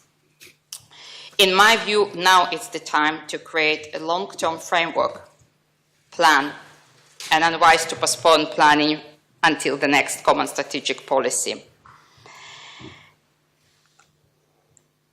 And again, the aging population is predictable, and we can plan. We don't want to have a crisis in another 2-3 governments. If we will not do it right now, it will happen to our future generations that they will need to deal with the crisis. Again, I'm grateful to the Minister for Social Security about accepting the principle of the insertion and extending to include arising age-related disabilities, because it is important, and this is how we can enhance each other amendment and working together, and it should consider as a part of demographics our decline in birth rates. I'd also thank you for the Minister for Housing and Minister for Environment for accepting insertion relating to design homes for the aging population without further amendment. And to the Minister for Education and Lifelong Learning and Minister for Social Security, accepting in principle and embracing aging population to lifelong learning policies, including disabilities. I'm finishing. I believe we are now in a better place to work together to ensure that demographic considerations are not shelved and the necessary preparation for increase of aging population is recognized, and they will be addressed and planned during these next 2 years, and will continue with the next Council of Ministers. I'm looking forward for receiving further information from the Council of Ministers how the updated policy and reprioritization would fit into the already improved government plan 2024. One of the examples, 3.5 million was allocated for therapeutic children home. It will not be delivered where this money will be spent and where it would go. I'm not a fan of big egos in politics, a point of scoring and opposition for the sake of opposition. I welcome joint work that we had between the Council of Ministers and the scrutiny, and I would like to echo Chief Minister's comments, recognizing the benefit of working together, and I hope to see this more in the Assembly. Thank you. Thank you, Deputy. So could I ask to consider moving the adjournment? Yes, the adjournment is proposed. Members can turn to adjourn now. The Assembly is adjourned until 2:15.